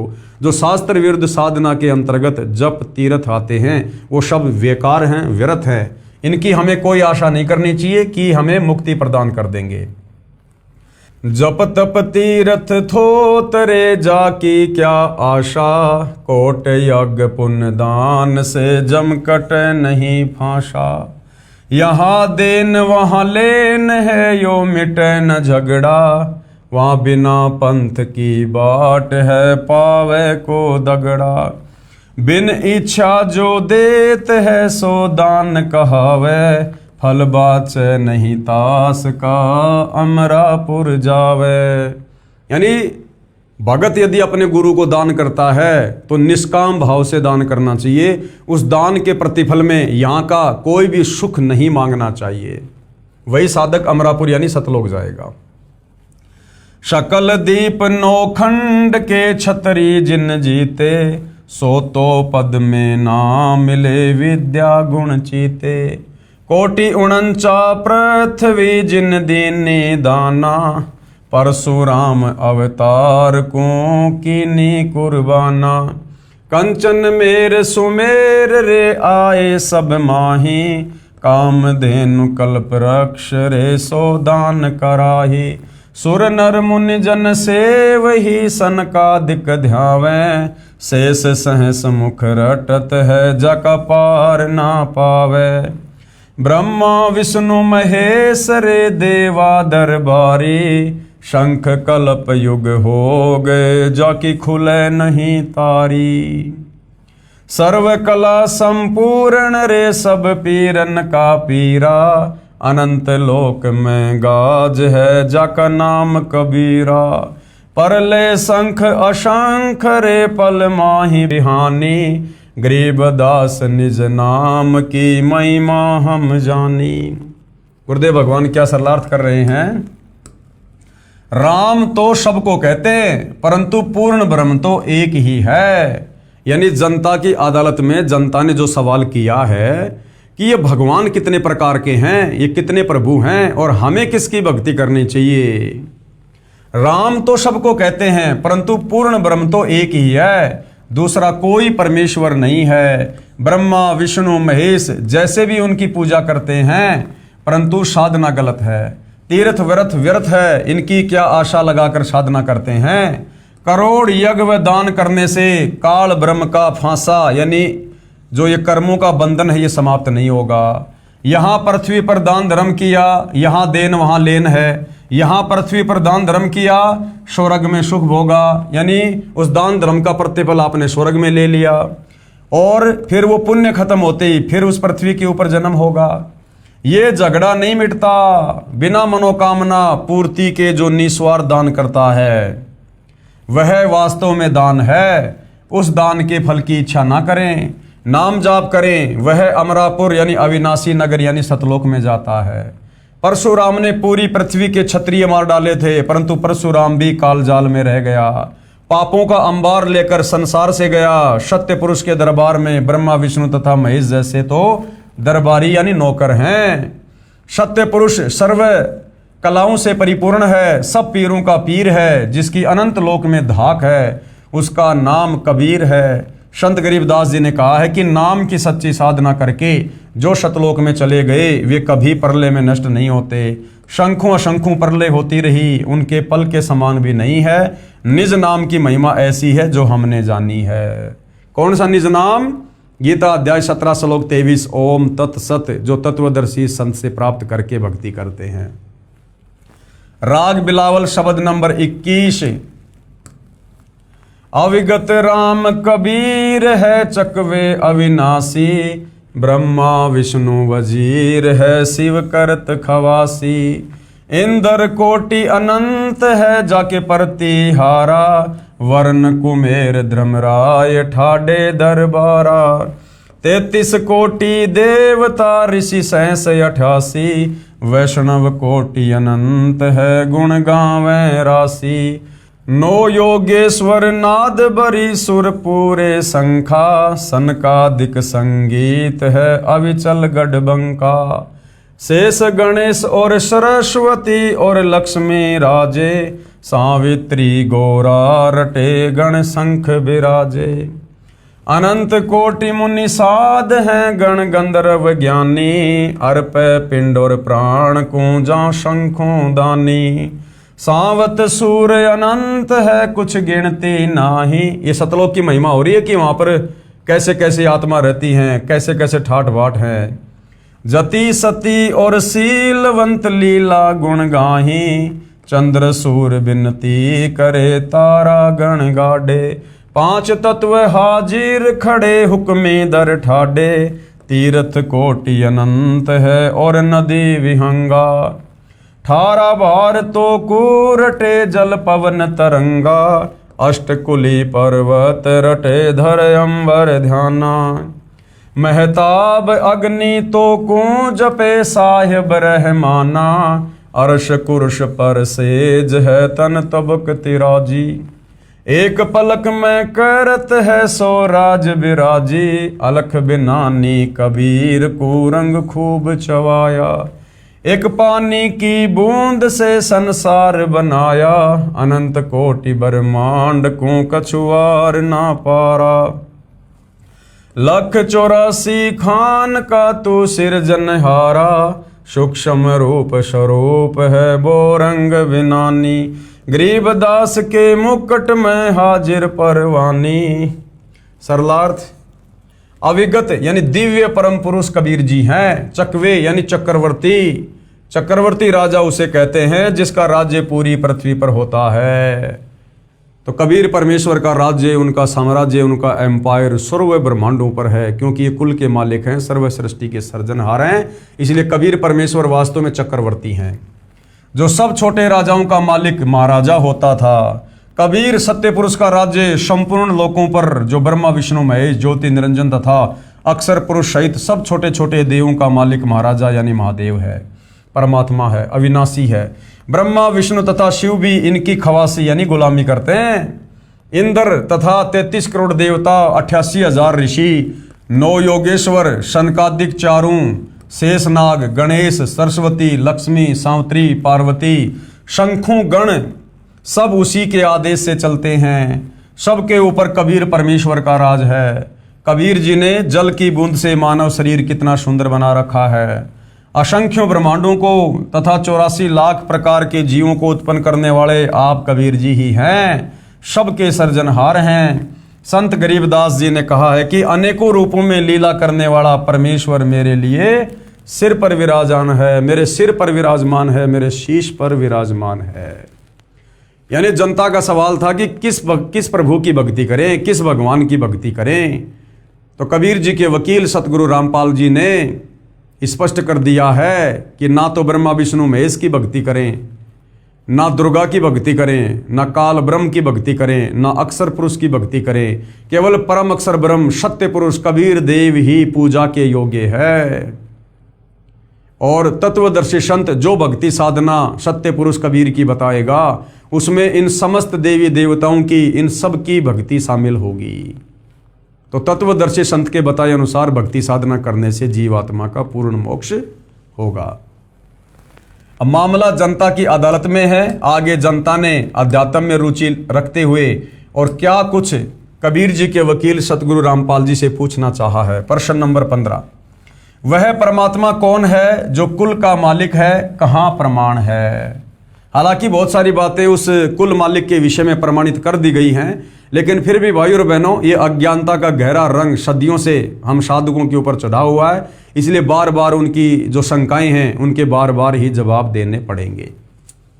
तो जनता पूछ रही है कि वो परमात्मा कौन है जो कुल का मालिक है, यानी सारी सृष्टि का मालिक है, इसका प्रमाण कहाँ है। तो प्रमाण में सतगुरु रामपाल जी क्या बता रहे हैं। उत्तर, वह परमात्मा परम अक्षर ब्रह्म है, जो गीता अध्याय 8 श्लोक 3 में काल ब्रह्म के द्वारा कहा गया है कि वो तत्व ब्रह्म है, जो कुल का मालिक है। इसका प्रमाण देखिए, श्रीमद् भगवत गीता अध्याय 15 श्लोक 1 से 4 तथा 16-17 में है। गीता अध्याय 15 श्लोक 1 से 4 का सारांश व भावार्थ है कि उल्टे लटके हुए वृक्ष के समान संसार को जानो। जैसे वृक्ष की जड़ें तो ऊपर हैं, नीचे तीनों गुण रूपी शाखाएं जानो, ब्रह्मा विष्णु महेश। गीता अध्याय 15 श्लोक 1 में यह भी स्पष्ट किया है कि तत्वदर्शी संत की क्या पहचान है। क्या पहचान है। तत्वदर्शी संत वो है जो संसार रूपी वृक्ष के सर्वांग यानी सभी भाग भिन्न भिन्न बताए। तो सतगुरु रामपाल जी ने संसार रूपी वृक्ष का पेड़ दिखाकर, चित्र दिखाकर पहले क्लियर कर दिया है कि ये जो उल्टा लटका हुआ संसार रूपी वृक्ष है, इसकी जड़ तो है पूर्ण परमात्मा कबीर साहिब, जो सर्व सृष्टि के मालिक हैं। पेड़ का जो तना है वो है अक्षर पुरुष, सात संग ब्रह्मांड का स्वामी। उस तने से जो एक मोटी डार निकल रही है वो है ये काल ब्रह्म, क्षर पुरुष, 21 ब्रह्मांड का स्वामी। और उस एक मोटी डार से जो 3 टहनियां निकल रही हैं, 3 शाखाएं हैं, वो हैं ब्रह्मा विष्णु महेश। और उन टहनियों के जो ये पत्ते हैं वो हैं पात रूप संसार, आप और हम सब जीव। तो जो संत इस प्रकार से उल्टे लटके हुए संसार रूपी वृक्ष की व्याख्या कर देगा, प्रत्येक भाग को, प्रत्येक भगवान को समझा देगा, वो वास्तव में तत्वदर्शी संत होगा। तो भाइयों और बहनों, इस विश्व में सतयुग से लेकर वर्तमान समय तक, जब तक सतगुरु रामपाल जी ने ये तत्व ज्ञान देना प्रारंभ नहीं किया था, आज से पहले किसी भी साधु संत महात्मा ऋषि ज्ञानी विद्वान आचार्य शंकराचार्य ने इस प्रकार से जो गीता अध्याय 15 श्लोक 1 से 4 में लिखा है, उस उल्टे लटके हुए संसार रूपी वृक्ष की भिन्न भिन्न व्याख्या करके समाज को नहीं बताई। इसे स्वयं सिद्ध है कि सतगुरु रामपाल जी ही गीता अध्याय 4 श्लोक 34 के अनुसार वो तत्वदर्शी संत हैं, जो यहाँ पर स्वयं प्रकट हैं, विद्यमान हैं। और इनकी शरण में आकर इनके बताए अनुसार भक्ति साधना करने से ही हमारी पूर्ण मुक्ति संभव है। विशेष आगे क्या बताया जा रहा है, वेद मंत्रों की जो आगे फोटोकॉपियां लगाई हैं ये आर्य समाज के आचार्यों तथा महर्षि दयानंद द्वारा अनुवादित हैं, जो सार्वधिक आर्य प्रतिनिधि सभा दिल्ली द्वारा प्रकाशित है, जिनमें वर्णन है कि परमेश्वर स्वयं पृथ्वी पर सहशरीर प्रकट होकर कवियों की तरह आचरण करता हुआ सत्य आध्यात्मिक ज्ञान सुनाता है। प्रमाण ऋग्वेद मंडल 9 सूक्त 86 मंत्र 26 और 27, ऋग्वेद मंडल 9 सूक्त 82 मंत्र 1 और 2, सूक्त 96 मंत्र 16 से 20, ऋग्वेद मंडल 9 सूक्त 94 मंत्र 1, ऋग्वेद मंडल 9 सूक्त 95 मंत्र 2, ऋग्वेद मंडल 9 सूक्त 20 मंत्र 1, ऋग्वेद मंडल 9 सूक्त 54 मंत्र 3 में इन मंत्रों में कहा है कि परमात्मा सर्वभवनों यानी लोकों के ऊपर के लोक में विराजमान है, यानी सतलोक में विराजमान है। जब जब पृथ्वी पर अज्ञान की वृद्धि होने से अधर्म बढ़ जाता है तो परमात्मा स्वयं सहशरीर चलकर पृथ्वी पर प्रकट होकर यथार्थ आध्यात्मिक ज्ञान का प्रचार लोकोक्तियों, शब्दों, चौपाइयों, साखियों, कविताओं के माध्यम से कवियों जैसा आचरण करके घूम फिर कर करता है, जिस कारण से एक प्रसिद्ध कवि की उपाधि भी प्राप्त करता है। यानी वेदों में परमात्मा को कवि कहा गया है। गीता अध्याय 8 श्लोक नंबर 9 में परमेश्वर को कवि की संज्ञा दी गई है, क्योंकि वो कवियों की तरह आचरण करता हुआ लोगों को ज्ञान समझाता है। कृपया देखिए उपरोक्त मंत्रों की फोटोकॉपी इसी पुस्तक के पेज नंबर 314 पर, जो हम आगे देखेंगे। परमात्मा ने अपने मुख कमल से ज्ञान बोलकर सुनाया था। कब? सतयुग में, त्रेता युग में, द्वापर में, कलयुग में, और वर्तमान में भी वो परमात्मा कबीर देव स्वयं ही सतगुरु रामपाल जी के रूप में आकर ये ज्ञान अपने मुख कमल से सुना रहे हैं।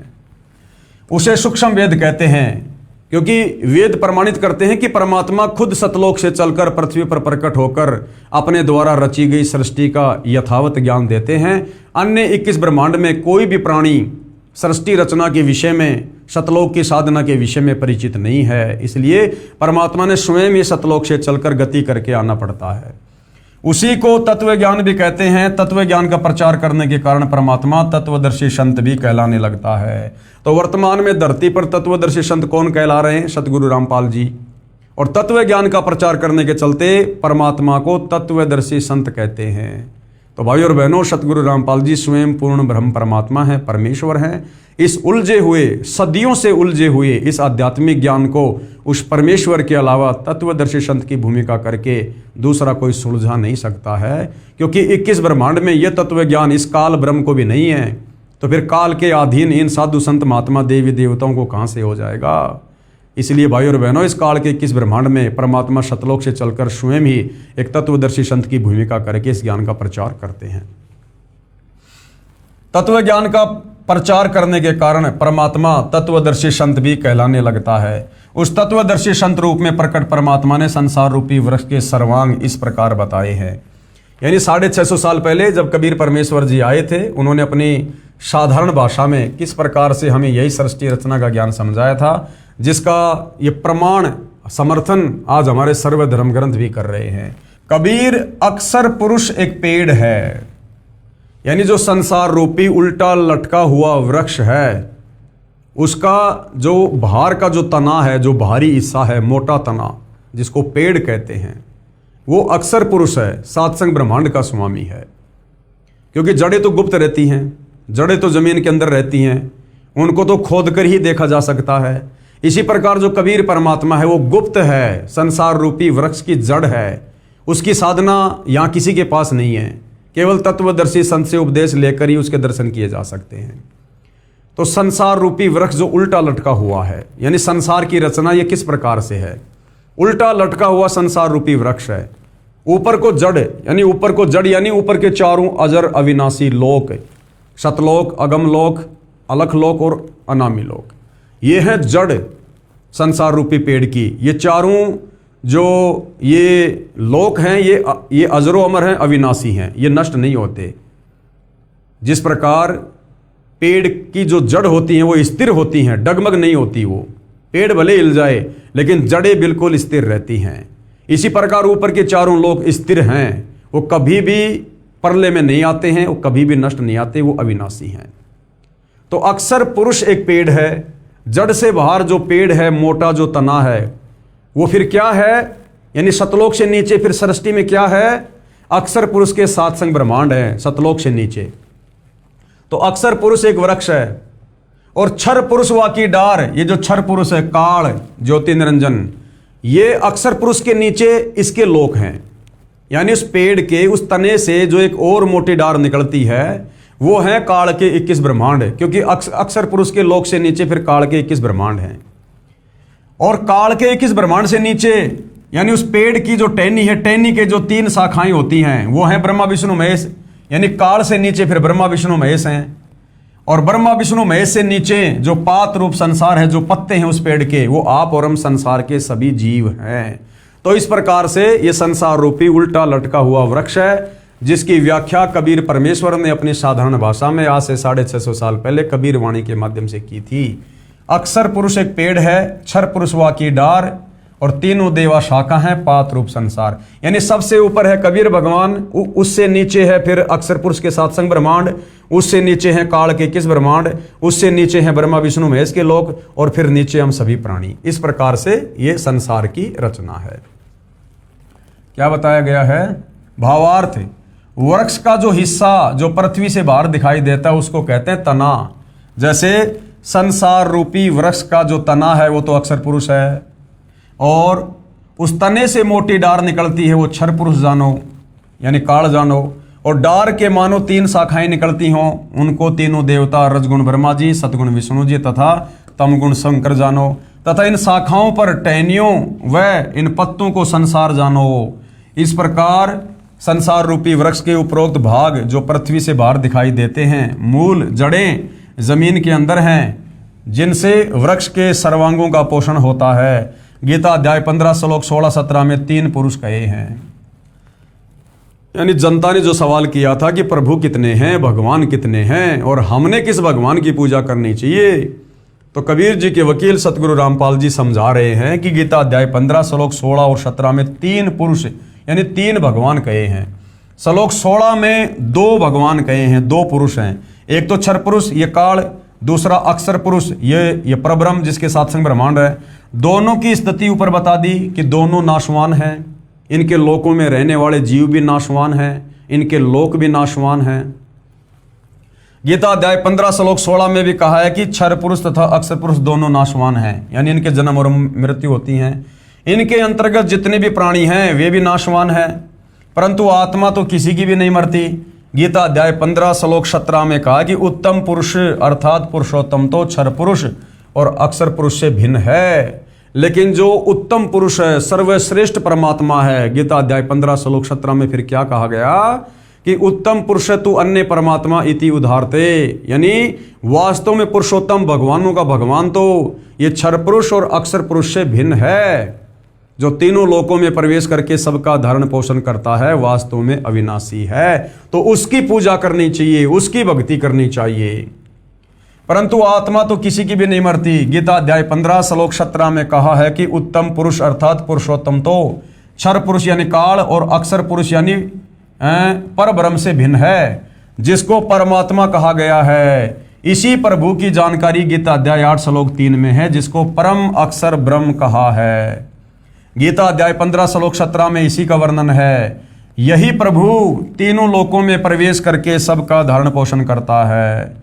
यह वास्तव में अविनाशी परमेश्वर है। मूल यानी जड़ से ही वृक्ष की परवरिश होती है। तो संसार रूपी वृक्ष की जो जड़ है, जो मूल है, वो कबीर भगवान है, परम अक्षर ब्रह्म है। इसलिए सबका धारण पोषण करने वाला परम अक्षर ब्रह्म है, यानी वो कबीर भगवान है। जैसे पहले गीता अध्याय 15 श्लोक 1 से 4 में बताया है कि ऊपर को जड़ यानी मूल वाला और नीचे को शाखा वाला संसार रूपी वृक्ष है। जड़ से ही वृक्ष का धारण पोषण होता है, यानी जड़ से ही वृक्ष को खुराक मिलती है। इसी प्रकार कबीर भगवान से ही सर्व लोकों को, सर्व ब्रह्मांडों को, सातसंग ब्रह्मांडों को, 21 ब्रह्मांडों को, जितने भी प्राणी हैं सबको पोषण मिलता है, धारण पोषण होता है। इसलिए परम अक्षर ब्रह्म जो संसार रूपी वृक्ष की जड़ यानी मूल है, यही सर्व पुरुषों यानी सभी भगवानों का पालनहार, इनका विस्तार रचना करने वाला सर्जनहार है। यही कुल का मालिक है। यह वही है जो काशी शहर भारत में जुलाहा था, कबीर नाम से जाना जाता है। और ये वही है, ये वही कबीर है, वही जुलाहा है जो वर्तमान कलयुग की पिछली पीढ़ी में, इस भक्ति युग में 8 सितंबर 1951 से गांव धनाना, जिला सोनीपत, हरियाणा में प्रकट होकर सन 1994 से अपने तत्व ज्ञान का प्रचार प्रसार कर रहे हैं, अर्थात सतगुरु रामपाल जी। ये वही कुल के मालिक हैं, संसार रूपी वृक्ष की जड़ हैं, मूल है, सबका धारण पोषण करने वाले, गीता अध्याय 15 श्लोक 17 वाले पुरुषोत्तम हैं। तो वर्तमान में सतगुरु रामपाल जी जो तत्वदर्शी संत की भूमिका कर रहे हैं, इन्हीं की शरण ग्रहण करके हम जन्म और मरण से छुटकारा प्राप्त कर सकते हैं। यही प्रभु, यही भगवान, यही परमेश्वर, जिसे गीता अध्याय 4 श्लोक 34 में तत्वदर्शी संत की उपमा दी गई है, इन्हीं की भक्ति करने से, इन्हीं के अनुसार भक्ति करने से, इन्हीं के द्वारा बताई गई मर्यादाओं में रहकर भक्ति करने से हमारा जन्म मरण खत्म होगा, अन्यथा नहीं। आगे जनता की अदालत में जनता ने और सवाल किया, प्रश्न नंबर 16, क्या रजगुण ब्रह्मा, सतगुण विष्णु तथा तम गुण शंकर यानी शिव जी की पूजा भक्ति करनी चाहिए? अब जनता को धीरे धीरे यह भी समझ में आ गया कि गीता अध्याय 7 श्लोक नंबर 12 से 15 में जो 3 गुण हैं, रज, सत और तम, जिनकी भक्ति करने के लिए इस काल ब्रह्म ने मना किया है, और रज, तम और सत, इनकी भक्ति करने वालों को गीता ज्ञानदाता ने 4 गालियां दी है कि राक्षस स्वभाव को धारण किए हुए मनुष्यों में नीच, दूषित कर्म करने वाले मूर्ख मुझको भी नहीं बसते। तो अब जनता को यह तो समझ में आ गया कि वो रज, सत और तम क्या है। ये मार्कंडेय पुराण से सतगुरु रामपाल जी ने क्लियर कर दिया था कि रजगुण ब्रह्मा जी हैं, सतगुण विष्णु जी हैं और तम गुण शंकर जी हैं। यही तीनों गुण हैं और यही तीनों देवता हैं। तो जनता की अदालत में जनता को समझ में आ गया, इसलिए जनता खुद ही इन भगवानों के नाम के साथ में इन गुणों को यूज कर रही है। और क्या सवाल किया है, क्या रजगुण ब्रह्मा, सतगुण विष्णु तथा तम गुण शंकर यानी शिव की पूजा भक्ति करनी चाहिए? तो कबीर जी के वकील सतगुरु रामपाल जी कह रहे हैं बिल्कुल नहीं करनी चाहिए, भूल के भी नहीं करनी चाहिए। तो फिर जनता ने सवाल किया, प्रश्न 17, कहां प्रमाण है कि रजगुण ब्रह्मा, सतगुण विष्णु तथा तम गुण शंकर की पूजा भक्ति नहीं करनी चाहिए? तो वो गीता अध्याय 7 श्लोक नंबर 12 से 15 और 20 से 23, जिसमें काल ब्रह्म ने बिल्कुल क्लियर कर रखा है कि ब्रह्मा विष्णु महेश की भक्ति नहीं करनी चाहिए। उत्तर, श्रीमद् भगवत गीता अध्याय 7 श्लोक 12 से 15, 20 से 23 तथा गीता अध्याय 9 श्लोक 23-24, गीता अध्याय 7 श्लोक 12 से 15 में प्रमाण है कि जो व्यक्ति यानी जो भगत रजगुण ब्रह्मा, सतगुण विष्णु तथा तम गुण शिव की भक्ति करते हैं, वे राक्षस स्वभाव को धारण किए हुए मनुष्यों में नीच, दूषित कर्म करने वाले मूर्ख मुझे भी नहीं बसते। यह प्रमाण गीता अध्याय 7 श्लोक 12 से 15 में है। फिर गीता अध्याय 7 के श्लोक 20 और 23 तथा गीता अध्याय 9 श्लोक 23-24 में यही कहा है, और क्षर पुरुष, अक्षर पुरुष तथा परम अक्षर पुरुष, जिनका गीता अध्याय 15 श्लोक 16-17 में जिक्र है इन तीनों भगवानों का, और क्षर पुरुष, अक्षर पुरुष तथा परम अक्षर पुरुष गीता अध्याय 15 श्लोक 16-17 में जिनका वर्णन है, इनको छोड़कर श्री ब्रह्मा, श्री विष्णु तथा श्री शिव जी अन्य देवताओं में गिने जाते हैं। इन दोनों अध्यायों गीता अध्याय 7 तथा अध्याय 9 में ऊपर लिखे श्लोकों में गीता ज्ञानदाता ने कहा है कि जो साधक जिस भी मकसद को लेकर अन्य देवताओं को भजते हैं, यानी ब्रह्मा विष्णु महेश को भजते हैं, ब्रह्मा विष्णु महेश की पूजा करते हैं, वे भगवान समझकर भजते हैं, अज्ञानता में ब्रह्मा विष्णु महेश को भगवान मानकर भजते हैं, उन देवताओं को मैंने कुछ शक्ति प्रदान कर रखी है। कौन कहता है? ये काल ब्रह्म कह रहा है। और देवताओं के भजने वालों को मेरे द्वारा किए विधान के अनुसार कुछ लाभ मिलता है। यानी ब्रह्मा विष्णु महेश भी यदि उन भक्तों को थोड़ा बहुत कुछ लाभ देते हैं तो काल कह रहा है कि वो भी मेरे द्वारा विधान बनाया गया है। इससे अच्छा यदि वो सीधे मुझ ब्रह्म की भक्ति कर लें तो मैं ब्रह्मा विष्णु महेश से ज्यादा लाभ दे सकता हूं। परंतु उन देवताओं की पूजा करने वाले अल्प बुद्धि वालों का वह फल नाशवान है। यानी मंद बुद्धि कहा है ब्रह्मा विष्णु महेश की भक्ति करने वालों को। देवताओं को पूजने वाले देवताओं के लोक में जाते हैं, यानी ब्रह्मा विष्णु महेश की पूजा करने वाले ब्रह्मा विष्णु महेश के लोक में चले जाएंगे, वहां उनके नौकर बन जाएंगे, उनके गण बन जाएंगे, अपना पुण्य भोग कर फिर वापस जन्म मरण में आएंगे। और मेरे पुजारी मुझे प्राप्त होते हैं, यानी मुझ काल ब्रह्म की भक्ति करने वाले मेरे ब्रह्मलोक में आ जाते हैं। तीनों देवताओं की यानी ब्रह्मा विष्णु महेश की पूजा करने वाले कैसे कर्म करते हैं, प्रमाण के लिए पेश है कुछ उदाहरण। यानी गीता ज्ञानदाता काल ब्रह्म ने ब्रह्मा विष्णु महेश की साधना करने वालों को 4 गालियां क्यों दी हैं, इस बात का उदाहरण दिया जा रहा है कि ब्रह्मा विष्णु महेश की भक्ति करने वालों को कभी भी सद्बुद्धि नहीं आ सकती, कभी भी वो पाप कर्म करने से पीछे नहीं हट सकते, वो कभी भी कोई भी निष्ठापूर्ण कार्य काल प्रेरणा से कर सकते हैं, उनकी कोई मर्यादा कोई स्टैंड नहीं होता है। विचार करें,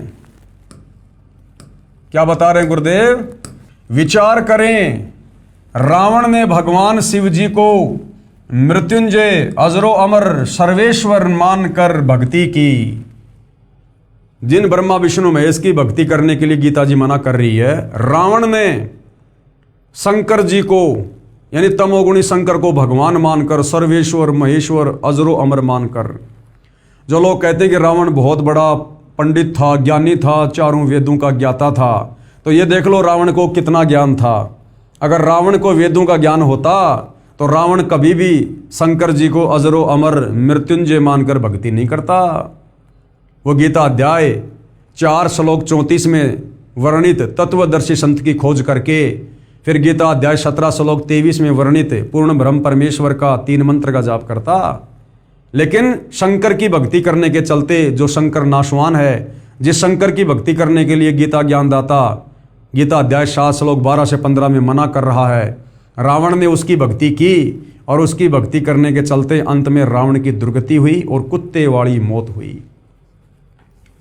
विचार करें, रावण ने भगवान शिव जी को मृत्युंजय अजरो अमर सर्वेश्वर मानकर भक्ति की, 10 बार सिर काटकर समर्पित कर दिया, जिसके बदले में युद्ध के समय 10 शीश रावण को प्राप्त हुए।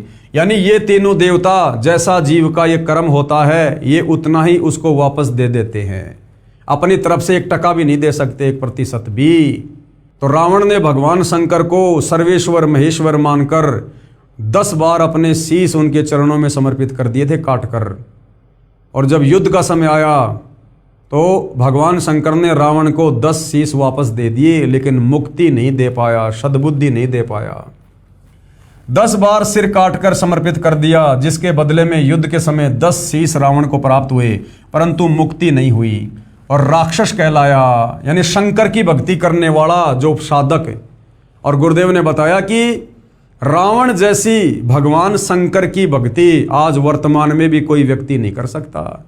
रावण ने 10 बार शीश काट के चढ़ा दिया, आज कोई उंगली का नाखून उतार कर भी शंकर जी के चरणों में नहीं चढ़ा पाएगा।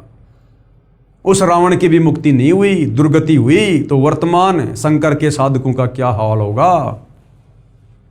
और अंत में राक्षस कहलाया वो। ये दोष रावण के गुरुदेव का है, जिस नादान नीम हकीम ने वेदों को ठीक से ना समझकर अपनी सोच से तमोगुण युक्त भगवान शिव को ही पूर्ण परमात्मा बताया, तथा भोली भाली आत्मा रावण ने झूठे गुरुदेव पर विश्वास करके जीवन व अपने कुल का नाश किया। और यही गलती भाई और बहनों वर्तमान में आप और हम कर रहे थे। जिस प्रकार रावण के उस नीम हकीम गुरु ने रावण को केवल यही बताया कि भगवान शंकर ही सर्वेश्वर है, महेश्वर है, अजरो अमर है, ये देवों के देव महादेव है, यही सृष्टि को रचते हैं, यही संहार करते हैं, इन्हीं की भक्ति से मुक्ति होती है। और रावण दृढ़ होकर अपने गुरुदेव की बात पर विश्वास करके लग गया। ये स्थिति भाई और बहनों सदियों से यहाँ चलती आ रही है। आप और हमें हमारे इन नीम हकीम तत्व ज्ञानहीन आचार्य शंकराचार्य धर्म गुरुओं ने यही बताया कि ब्रह्मा विष्णु महेश अजरो अमर हैं, सर्वेश्वर हैं, महेश्वर हैं, इनके कोई माता पिता नहीं हैं, इनकी भक्ति करने से मुक्ति हो जाती है। और हमारे पूर्वज और हम दृढ़ होकर भक्ति पर लगे और अंत में भाई और बहनों दुर्गति के अलावा कुछ भी हाथ नहीं लगा। ये तो अच्छा हुआ कि परमेश्वर ने स्वयं आकर सतगुरु रामपाल जी के रूप में आप और हमें ये तत्व ज्ञान दे दिया, सृष्टि रचना समझा दी, सर्व धर्मशास्त्रों का निचोड़ निकाल के दे दिया, हमें भक्ति का दाना दाना समझ में आ गया और हम उस परम अक्षर ब्रह्म की भक्ति में लग गए। अन्यथा आप और हमारी भी रावण की तरह दुर्गति होती, दुर्गति। तो ये दोष बताया उन नकली गुरुओं का जो गांव गांव में बैठे हैं, जनता को शास्त्र विरुद्ध साधना देकर भक्ति करके ठग रहे हैं। दूसरा उदाहरण दिया एक भस्मागिरी नाम का साधक था, एक भस्मागिरी नाम का साधक था, जिसने शिवजी यानी तमोगुण शंकर को ही इष्ट मानकर शीर्षासन, ऊपर को पैर नीचे को शीश करके 12 वर्ष तक साधना की, भगवान शिव को वचनबद्ध करके और भस्म कंडा ले लिया। भस्मागिरी नाम का भगत और भगवान शंकर के घर के आगे शीर्षासन करके, नीचे को सिर ऊपर को पैर करके 12 साल तक भक्ति साधना कर रहा है। अब विचार करो भाई और बहनों, अगर भगवान शंकर को वेदों का ज्ञान होता, गीता का ज्ञान होता, शास्त्र अनुकूल सत भक्ति का ज्ञान होता, पूर्ण परमात्मा का ज्ञान होता, तो क्या भगवान शंकर अपने साधक को ये बात नहीं बताता कि भाई तू क्या कर रहा है? अरे वेदों में कहीं भी इस प्रकार की साधना करने का उल्लेख नहीं है नादान, ये तो हठ योग है, तू तो तप कर रहा है, तप करने वालों को तो काल नरक में ठोकता है, ये मेरी साधना नहीं है। अगर शंकर जी को ज्ञान होता तो अपने भगत को सही साधना बताता, लेकिन शंकर जी 12 साल से देख रहे हैं और प्रसन्न हो रहे हैं कि देखो मेरे लिए लोग कितनी कठिन साधना कर रहे हैं। तो शंकर जी को भी तत्व ज्ञान नहीं, शंकर जी को भी सत्य साधना का ज्ञान नहीं। 12 वर्ष तक साधना की, भगवान शिव को वचनबद्ध करके भस्म कंडा ले लिया। भस्म कंडा शंकर जी के हाथ में पहने जाने वाला एक कड़ा था। उसकी क्या खासियत थी? अगर वो कड़ा जिस हाथ में पहन रखा है, उस हाथ को यदि किसी के सर पे रख के कह दिया जाए भस्म, तो वो व्यक्ति भस्म हो जाता था, उसकी राख बन जाती थी। तो भस्मागिरी के मन में क्या दोष था कि ये भस्म कंडा मैं तपस्या करके शंकर को वचनबद्ध करके प्राप्त कर लूं और उसके बाद शंकर को ही मारूंगा, उसकी राख बना दूंगा और उसकी पत्नी पार्वती को अपनी पत्नी बनाऊंगा। यानी शंकर की भक्ति करने वाले के मन में इतना भयंकर दोष। इसलिए गीता अध्याय 7 श्लोक 12 से 15 में कहा कि ब्रह्मा विष्णु महेश की पूजा करने वाले राक्षस स्वभाव को धारण किए हुए मनुष्यों में नीच दूषित कर्म करने वाले मूर्ख होते हैं। अब वो राक्षस कहलाया फिर आगे चल के, क्योंकि उसने वही कर्म किया। अपने इष्ट को मारने चला भस्म कंडा प्राप्त करके, और अपने इष्ट की जो पत्नी थी, जो उसकी माता के समान थी, उसको अपनी पत्नी बनाने चला। तो इससे बढ़कर वो राक्षस स्वभाव को धारण किए हुए मनुष्यों में नीच व्यक्ति कौन होंगे?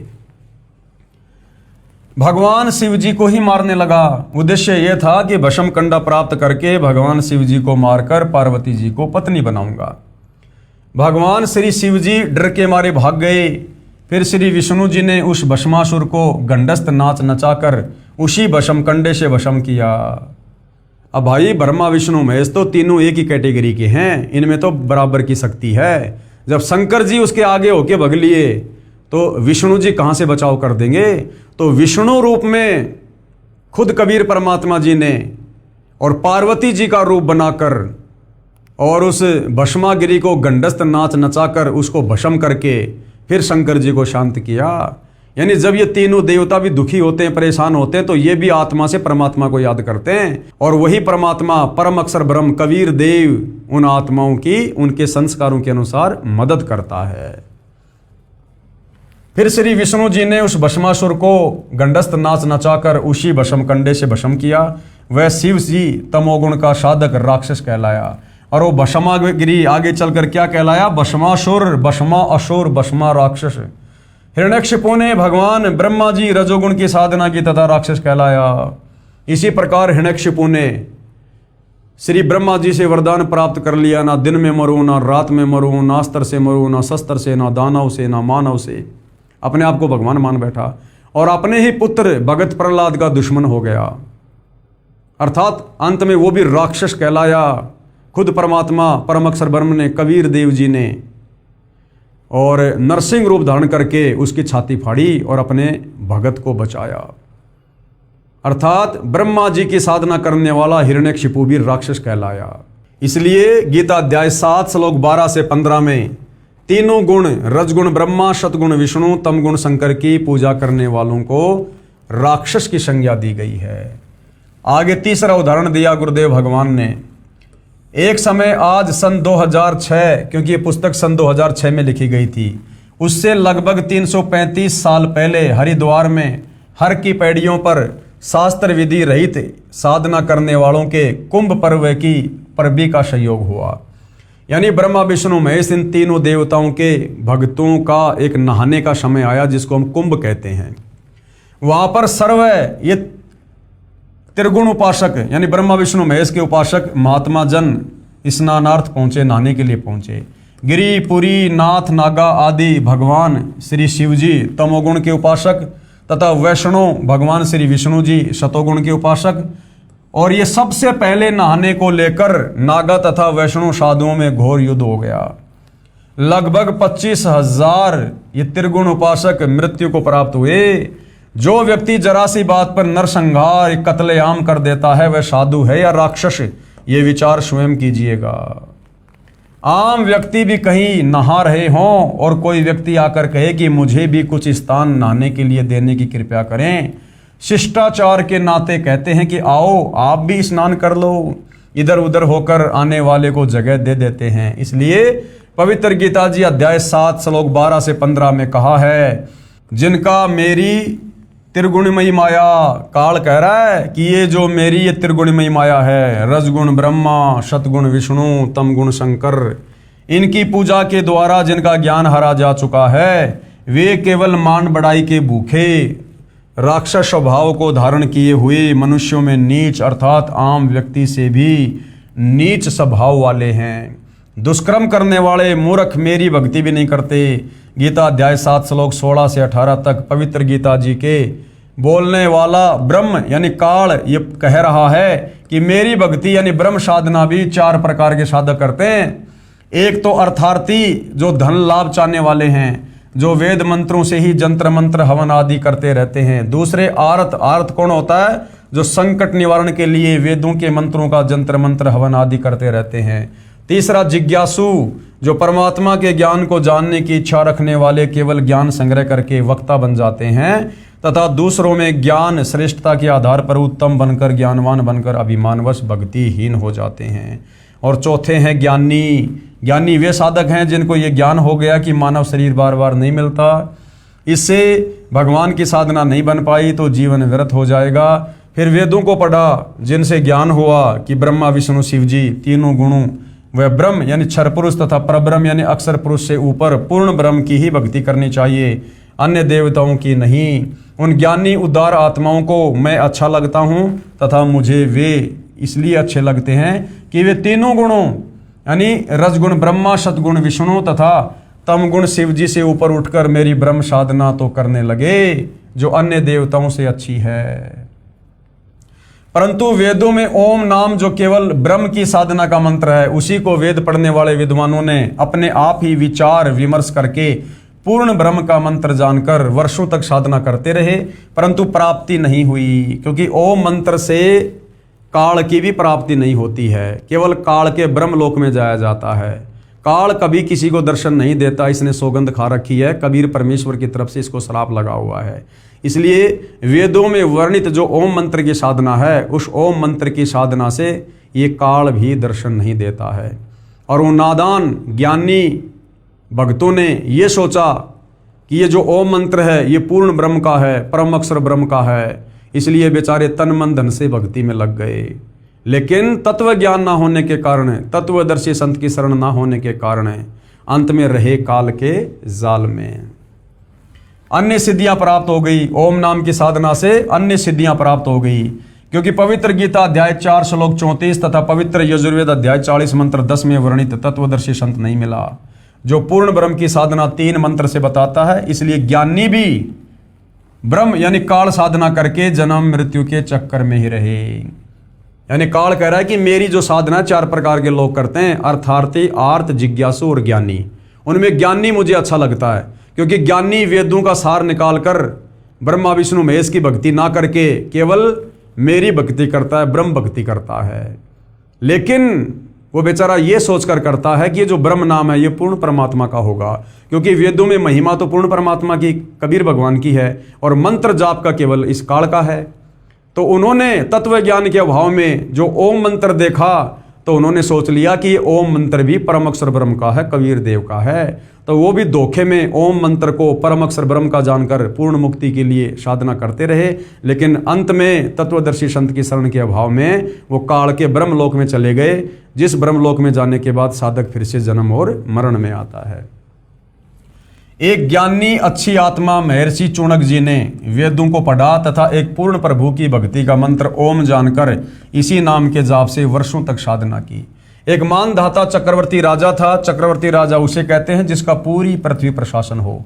उसने अपने अंतर्गत राजाओं को युद्ध के लिए ललकारा। एक घोड़े के गले में चिट्ठी बांधकर सारे राज्य में घुमाया। शर्त थी कि जिसने राजा मानधाता की गुलामी यानी अधीनता स्वीकार न हो उसे युद्ध करना पड़ेगा। वह इस घोड़े को पकड़कर बांध ले। किसी ने घोड़ा नहीं पकड़ा। महर्षि चुनक जी को इस बात का पता चला कि राजा बहुत अभिमानी हो गया है। कहा कि मैं इस राजा के युद्ध को स्वीकार करता हूँ। युद्ध शुरू हुआ। मानधाता राजा के पास 72 करोड़ सेना थी। उसके 4 भाग करके एक भाग 18 करोड़ सेना से महर्षि चुनक पर आक्रमण कर दिया। दूसरी ओर महर्षि चुनक जी ने अपनी भक्ति साधना की कमाई से यानी ओम नाम की साधना से और जो उसने तप किया था 4 पुतलियां यानी एटम बम बनाए तथा राजा की चारों भाग सेना का विनाश कर दिया। 72 करोड़ सेना को चुनक ऋषि ने अपनी आध्यात्मिक शक्ति से नष्ट कर दिया। ये काल ऐसे ठगता है, ऐसे सद्बुद्धि नहीं आती है। अपनी पूरी भक्ति कमाई को नष्ट कर दिया। विशेष श्री ब्रह्मा जी, श्री विष्णु जी, श्री शिव जी तथा ब्रह्म व परब्रह्म की भक्ति से पाप तथा पुण्य दोनों का फल भोगना पड़ता है। पुण्य स्वर्ग में तथा पाप नरक में व 84 लाख प्राणियों के शरीर में नाना यातनाएं भोगनी पड़ती हैं। जैसे ज्ञानी आत्मा श्री चुनक जी ने जो ओम नाम के जाप की कमाई की उससे कुछ तो सिद्धि शक्ति 4 पुतलियां बनाकर उनमें समाप्त कर दिया जिससे महर्षि कहलाया। कुछ साधना फल को महास्वर्ग में भोगकर फिर नरक में जाएगा तथा फिर 84 लाख प्राणियों के शरीर धारण करके कष्ट पर कष्ट सहेगा। जो 72 करोड़ प्राणियों सैनिकों को संहार यानी अपनी वचन से मारा था उनका भोग भी भोगना होगा। चाहे कोई हथियार से हत्या कर दे चाहे वचन रूपी तलवार से, दोनों को समान दंड प्रभु देता है। जब उस महर्षि चुनक जी का जीव कुत्ते के शरीर में होगा, उसके सिर में जख्म होगा, उसमें कीड़े बनकर उन सैनिकों के जीव अपना प्रतिशोध लेंगे। कभी टांग टूटेगी, कभी पिछले पैरों से अर्धंग होकर केवल अगले पैरों से घिसड़ कर चलेगा तथा गर्मी सर्दी का कष्ट असहनीय पीड़ा नाना प्रकार से भोगनी ही पड़ेगी। इसलिए पवित्र गीता जी बोलने वाला ब्रह्म यानी काल गीता अध्याय 7 श्लोक 18 में स्वयं कह रहा है कि ये सर्वज्ञानी आत्माएं है तो उदार यानी अच्छी, परंतु पूर्ण परमात्मा की 3 मंत्र की वास्तविक साधना बताने वाला तत्वदर्शी संत ना मिलने के कारण ये सब मेरी ही अनुतमाम यानी अति अश्रेष्ठ मुक्ति गति की आस में ही आश्रित रहे। अर्थात मेरी साधना भी अश्रेष्ठ है। काल कह रहा है मेरी साधना भी अश्रेष्ठ है, क्योंकि काल की साधना की उत्तम उपलब्धि है ब्रह्मलोक, और ब्रह्मलोक में गया हुआ प्राणी भी नीचे जन्म मरण में। जैसे ये चुनक ऋषि ओम नाम की साधना की, ब्रह्मलोक में चला गया, उसके बाद अपने कर्म भोगने के लिए वापस नीचे आएगा, 84 लाख योनियों में जाएगा। इसलिए काल ने गीता अध्याय 7 श्लोक 18 में अपनी ओम नाम की साधना को भी अश्रेष्ठ यानी घटिया कहा है। इसलिए पवित्र गीता जी अध्याय 18 श्लोक 62 में कहा कि हे अर्जुन, तू सर्व भाव से उस परमात्मा की शरण में चला जा जिसकी कृपया से ही तू परम शांति तथा सनातन परम धाम सतलोक को प्राप्त होगा। इसलिए खुद गीता ज्ञानदाता काल ब्रह्म गीता अध्याय 18 श्लोक 62 में अर्जुन को सलाह दे रहा कि अर्जुन देख ले, मेरी भक्ति करनी है ओम नाम की, या इससे नीचे ब्रह्मा विष्णु महेश की करनी है तो देख ले भाई यहाँ पर क्या क्या कष्ट भोगने पड़ेंगे। जन्म और मरण से पीछा नहीं छूटेगा, लक 84 योनि में जाना ही पड़ेगा, गधा कुत्ता सुअर बनना ही पड़ेगा, कर्म भोगना ही पड़ेगा।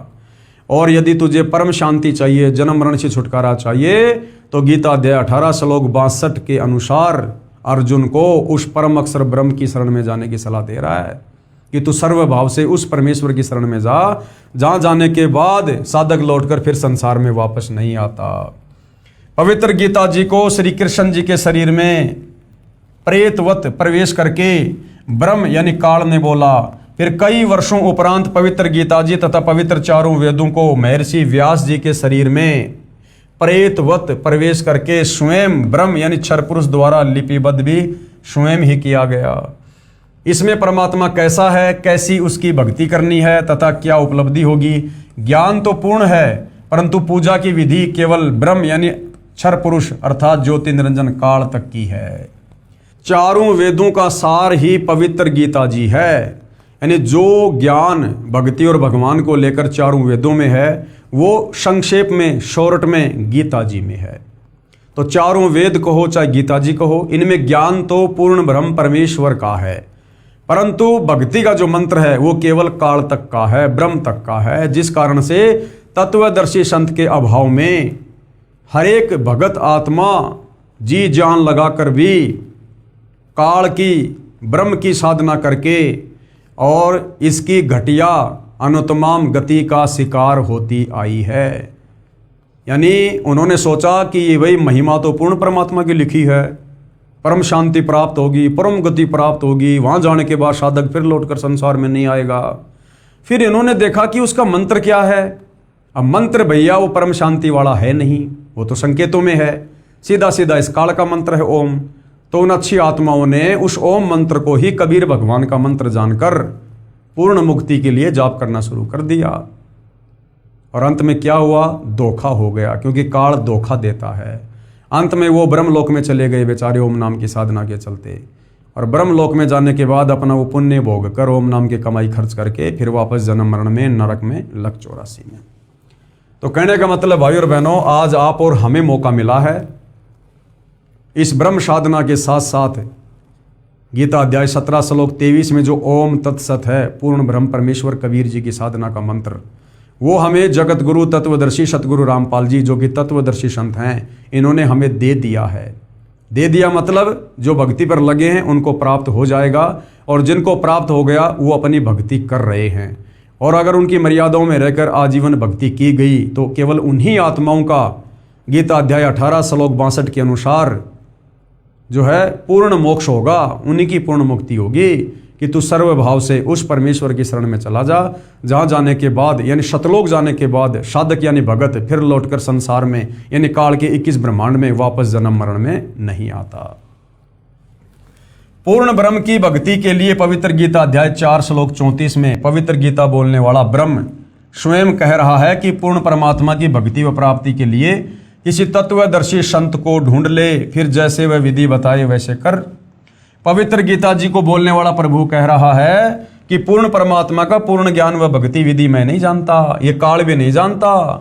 अपनी साधना के बारे में गीता अध्याय 8 के श्लोक 13 में कहा है कि मेरी भक्ति का तो केवल एक ओम अक्षर है, जिसका उच्चारण करके अंतिम श्वास तजन देहम तक जाप करने से मेरी वाली परम गति को प्राप्त होगा, यानी ब्रह्म लोक जाएगा। फिर गीता अध्याय 7 श्लोक 18 में कहा कि जिन प्रभु चाहने वाली आत्माओं को तत्वदर्शी संत नहीं मिला तो पूर्ण ब्रह्म की साधना जानता हो, इसलिए वे उदार आत्माएं मेरे वाली यानी अनुत्तम घटिया अश्रेष्ठ यानी मुझ काल की घटिया अति अनुत्तम परम गति में ही आश्रित है। पवित्र गीता जी बोलने वाला प्रभु यानी काल स्वयं कह रहा है कि मेरी साधना से होने वाली गति अर्थात मुक्ति भी अश्रेष्ठ है। गीता अध्याय 16 श्लोक 23-24 में कहा है कि शास्त्र विधि को त्याग कर जो साधक मनमाना आचरण करते हैं, यानी जो साधना तत्वदर्शी संत से लेकर करनी चाहिए वो ना करके अपनी तरफ से कोई उसका मनमुखी मतलब निकाल कर मनमुखी कोई मंत्र जाप करके अगर कोई भक्ति साधना करता है तो गीता अध्याय 16 श्लोक 23 के अनुसार वो शास्त्र विधि को त्याग कर मनमाने आचरण में आती है, जिसको करने से कोई गति नहीं, कोई मुक्ति नहीं, कोई सुख नहीं। अर्थात जिन देवताओं पितरों यक्षों भैरवों भूतों की भक्ति करते हैं, यानी जो श्राद्ध वगैरह निकालते हैं, जो समाधि पूजते हैं, वो भैरव भूतों की भक्ति है। और मन कल्पित मंत्रों का जाप करते हैं, जैसे राधे राधे श्याम मिला दे, ओम नमः शिवाय, ओम नमः भागवते वासुदेवाय, जय जय राम हरे राम, ये मन कल्पित जाप हैं, क्योंकि गीता में केवल एक ओम मंत्र है या फिर ओम तत्सत है। इसके अलावा ये जितने भी मंत्र हमारे धर्मगुरु देते हैं या कोई भी जाप करता है, ये शास्त्र विरुद्ध हैं। उनको न तो कोई सुख होता है, न कोई सिद्धि प्राप्त होती है, तथा न उनकी गति अर्थात मोक्ष होता है। और यदि फिर भी उनको कोई सुख हो रहा है वो शास्त्र विरुद्ध साधना करने के चलते, तो उनके पूर्व जन्मों की बैटरी चार्ज है भक्ति वाली, उस पूर्व जन्म की भक्ति कमाई वो वर्तमान में खा रहा है, खर्च कर रहा है, और वो धोखे में है कि मैं वर्तमान में जो भक्ति कर रहा हूँ इसी से मुझे लाभ हो रहे हैं। ऐसा नहीं है। वो भक्ति वर्तमान में लाखों लोग कर रहे होते हैं, ज़्यादातर की दुर्गति हो रही होती है। इससे तेरे लिए हे अर्जुन कर्तव्य यानी जो भक्ति कर्म करने चाहिए और अकर्तव्य यानी जो भक्ति नहीं करनी चाहिए उसकी व्यवस्था में शास्त्र ही प्रमाण है। गीता अध्याय 17 श्लोक 1 में अर्जुन ने पूछा कि हे कृष्ण, क्योंकि अर्जुन मान रहा था कि श्री कृष्ण ही ज्ञान सुना रहा है, परंतु श्री कृष्ण के शरीर में भूत की तरह प्रवेश करके काल ब्रह्म ज्ञान बोल रहा था जो पहले प्रमाणित किया जा चुका है। तो अर्जुन ने क्या कहा कि जो व्यक्ति शास्त्र विधि को त्याग कर मनमाना आचरण करके अन्य देवताओं आदि की पूजा करते हैं वे स्वभाव में कैसे होते हैं, यानी ब्रह्मा विष्णु महेश की साधना करने वालों का स्वभाव कैसा होता है। तो गीता ज्ञानदाता ने उत्तर दिया कि सात्विक व्यक्ति देवताओं का पूजन करते हैं, राजसी व्यक्ति यक्षों व राक्षसों की पूजा तथा तामसी व्यक्ति प्रेत आदि की पूजा करते हैं। ये सब शास्त्र विधि रहित कर्म है। फिर गीता अध्याय 17 श्लोक 5 और 6 में कहा कि जो मनुष्य शास्त्र विधि से रहित केवल मन कल्पित घोर तप को तपते हैं वे दम्भी और ढोंगी हैं और शरीर के कमलों में विराजमान शक्तियों को तथा मुझे भी वो दुखी करने वाले राक्षस स्वभाव के अज्ञानी जान, यानी जो ये धूणा तपते हैं, 5 धूणे लगा देंगे गर्मी के समय में, बीच में बैठ जाएंगे, ये मन कल्पित घोर तप है और ऐसे तप करने वाले उस परमात्मा को भी दुखी करते हैं और अंत में परमात्मा उनको घोर नरक में और नीच योनियों में डालता है। सूक्ष्म वेद में भी परमेश्वर जी ने कहा है, कबीर माई मसाणी सेड शीतला भैरव भूत हनुमंत, और भाई परमात्मा उनसे दूर है जो इनको पूजनते। राम भजे सो राम मिले और देव भजे सो देव, भूत भजे सो भूत भवे, सुनो सकल सुर भेव। स्पष्ट हुआ कि श्री ब्रह्मा जी रजगुण, श्री विष्णु जी सतगुण तथा श्री शिव जी तमगुण की पूजा भक्ति नहीं करनी चाहिए तथा इनके साथ साथ भूतों पितरों की पूजा, श्राद्ध कर्म, 13वीं पिंडदान क्रिया, ये सब ये प्रेत पूजा होती है। भैरव तथा हनुमान जी की पूजा भी नहीं करनी चाहिए। अरे हनुमान जी तो बेचारा खुद भगत था, त्रेता युग में श्री रामचंद्र जी की भक्ति करता था और हम नादान तत्व ज्ञान के अभाव में उस भगत को ही भगवान मानकर पूजने लग गए, तो हमसे बड़ा मूर्ख कौन होगा। तो भाइयों और बहनों, ये पवित्र पुस्तक कबीर बड़ा या कृष्ण, यदि आपने धैर्य पूर्वक रुचि लेकर निष्पक्ष भाव से इसको पूरा पढ़ लिया या इसके ऊपर जो वीडियो बन रहे हैं आपने सारे वीडियो देख लिए, तो निश्चित ही भक्ति और भगवान को लेकर, शास्त्रों की यथार्थ स्थिति को लेकर आप किसी भी प्रकार के भ्रम में नहीं रहेंगे। तो जनता की अदालत में जो मामला चल रहा है वो परमात्मा को लेकर है कि कबीर बड़ा या कृष्ण। श्री कृष्ण जी की तरफ से उनके वकील साहिबान सर्व हिंदू धर्मगुरु हैं और कबीर जी की तरफ से उनके वकील साहिबान स्वयं कबीर जी यानी सतगुरु रामपाल जी हैं। सामने जनता अदालत में बैठी है और जज खुद जनता ही है, जो शिक्षित होने के कारण वर्तमान में खुद निर्णय कर लेगी कि वास्तव में हमारे धर्मशास्त्रों में भक्ति और भगवान के विषय में क्या लिखा हुआ है और हमारे नादान धर्मगुरु हमें इन शास्त्रों के विरुद्ध क्या साधना करवा रहे हैं। तो जनता धीरे धीरे अध्यात्म में रुचि ले रही है। रुचि लेना स्वाभाविक है क्योंकि ज्ञान ही ऐसा है। आज से पहले यह ज्ञान हमें किसी ने दिया ही नहीं, जिस कारण से भक्ति करते करते हमें कोई लाभ हुआ नहीं और हमारी रुचि धीरे धीरे भक्ति और भगवान में डाउन होती चली गई। अब फिर से कबीर परमेश्वर सतगुरु रामपाल जी ने आकर हमारी रुचि को धीरे धीरे ऊपर की ओर बढ़ाना शुरू किया है और अब रुचि हमारी ऊपर की ओर बढ़ रही है, यानी हम भक्ति साधना को लेकर धीरे धीरे हम जानने के लिए उत्सुक हैं। और जब हमें ये पूर्ण ज्ञान हो जाएगा उसके बाद हम जगत गुरु तत्वदर्शी सतगुरु रामपाल जी से नाम उपदेश लेकर भक्ति शुरू करेंगे। उसके बाद देखना भाइयों और बहनों, जो लाभ इन्हीं ब्रह्मा विष्णु महेश की साधना करते करते हमें सदियों से प्राप्त नहीं हुए, वही लाभ चंद दिनों में तत्वदर्शी सतगुरु रामपाल जी की साधना से हमें होने लगेंगे और हमारा मन, हमारी रुचि भक्ति में आगे बढ़ेगी। तो भाइयों और बहनों, आज के इस वीडियो में केवल इतना ही। जनता की अदालत में अगले एपिसोड में क्या होगा, जनता और क्या क्या सवाल कबीर जी के वकील सतगुरु रामपाल जी से पूछेगी और क्या क्या जवाब धर्मशास्त्रों को आधार बनाकर सतगुरु रामपाल जी के द्वारा जनता की अदालत में पेश किए जाएंगे, इन सब का विवरण हम आगे देखेंगे, पढ़ेंगे, सुनेंगे, समझेंगे। तब तक पूज्य गुरुदेव भगवान हम सबको आज्ञा दे, आशीर्वाद दे, सद्बुद्धि दे, हमारा मार्गदर्शन करे। बंदी छोड़ सतगुरु रामपाल जी परमेश्वर जी की जय हो।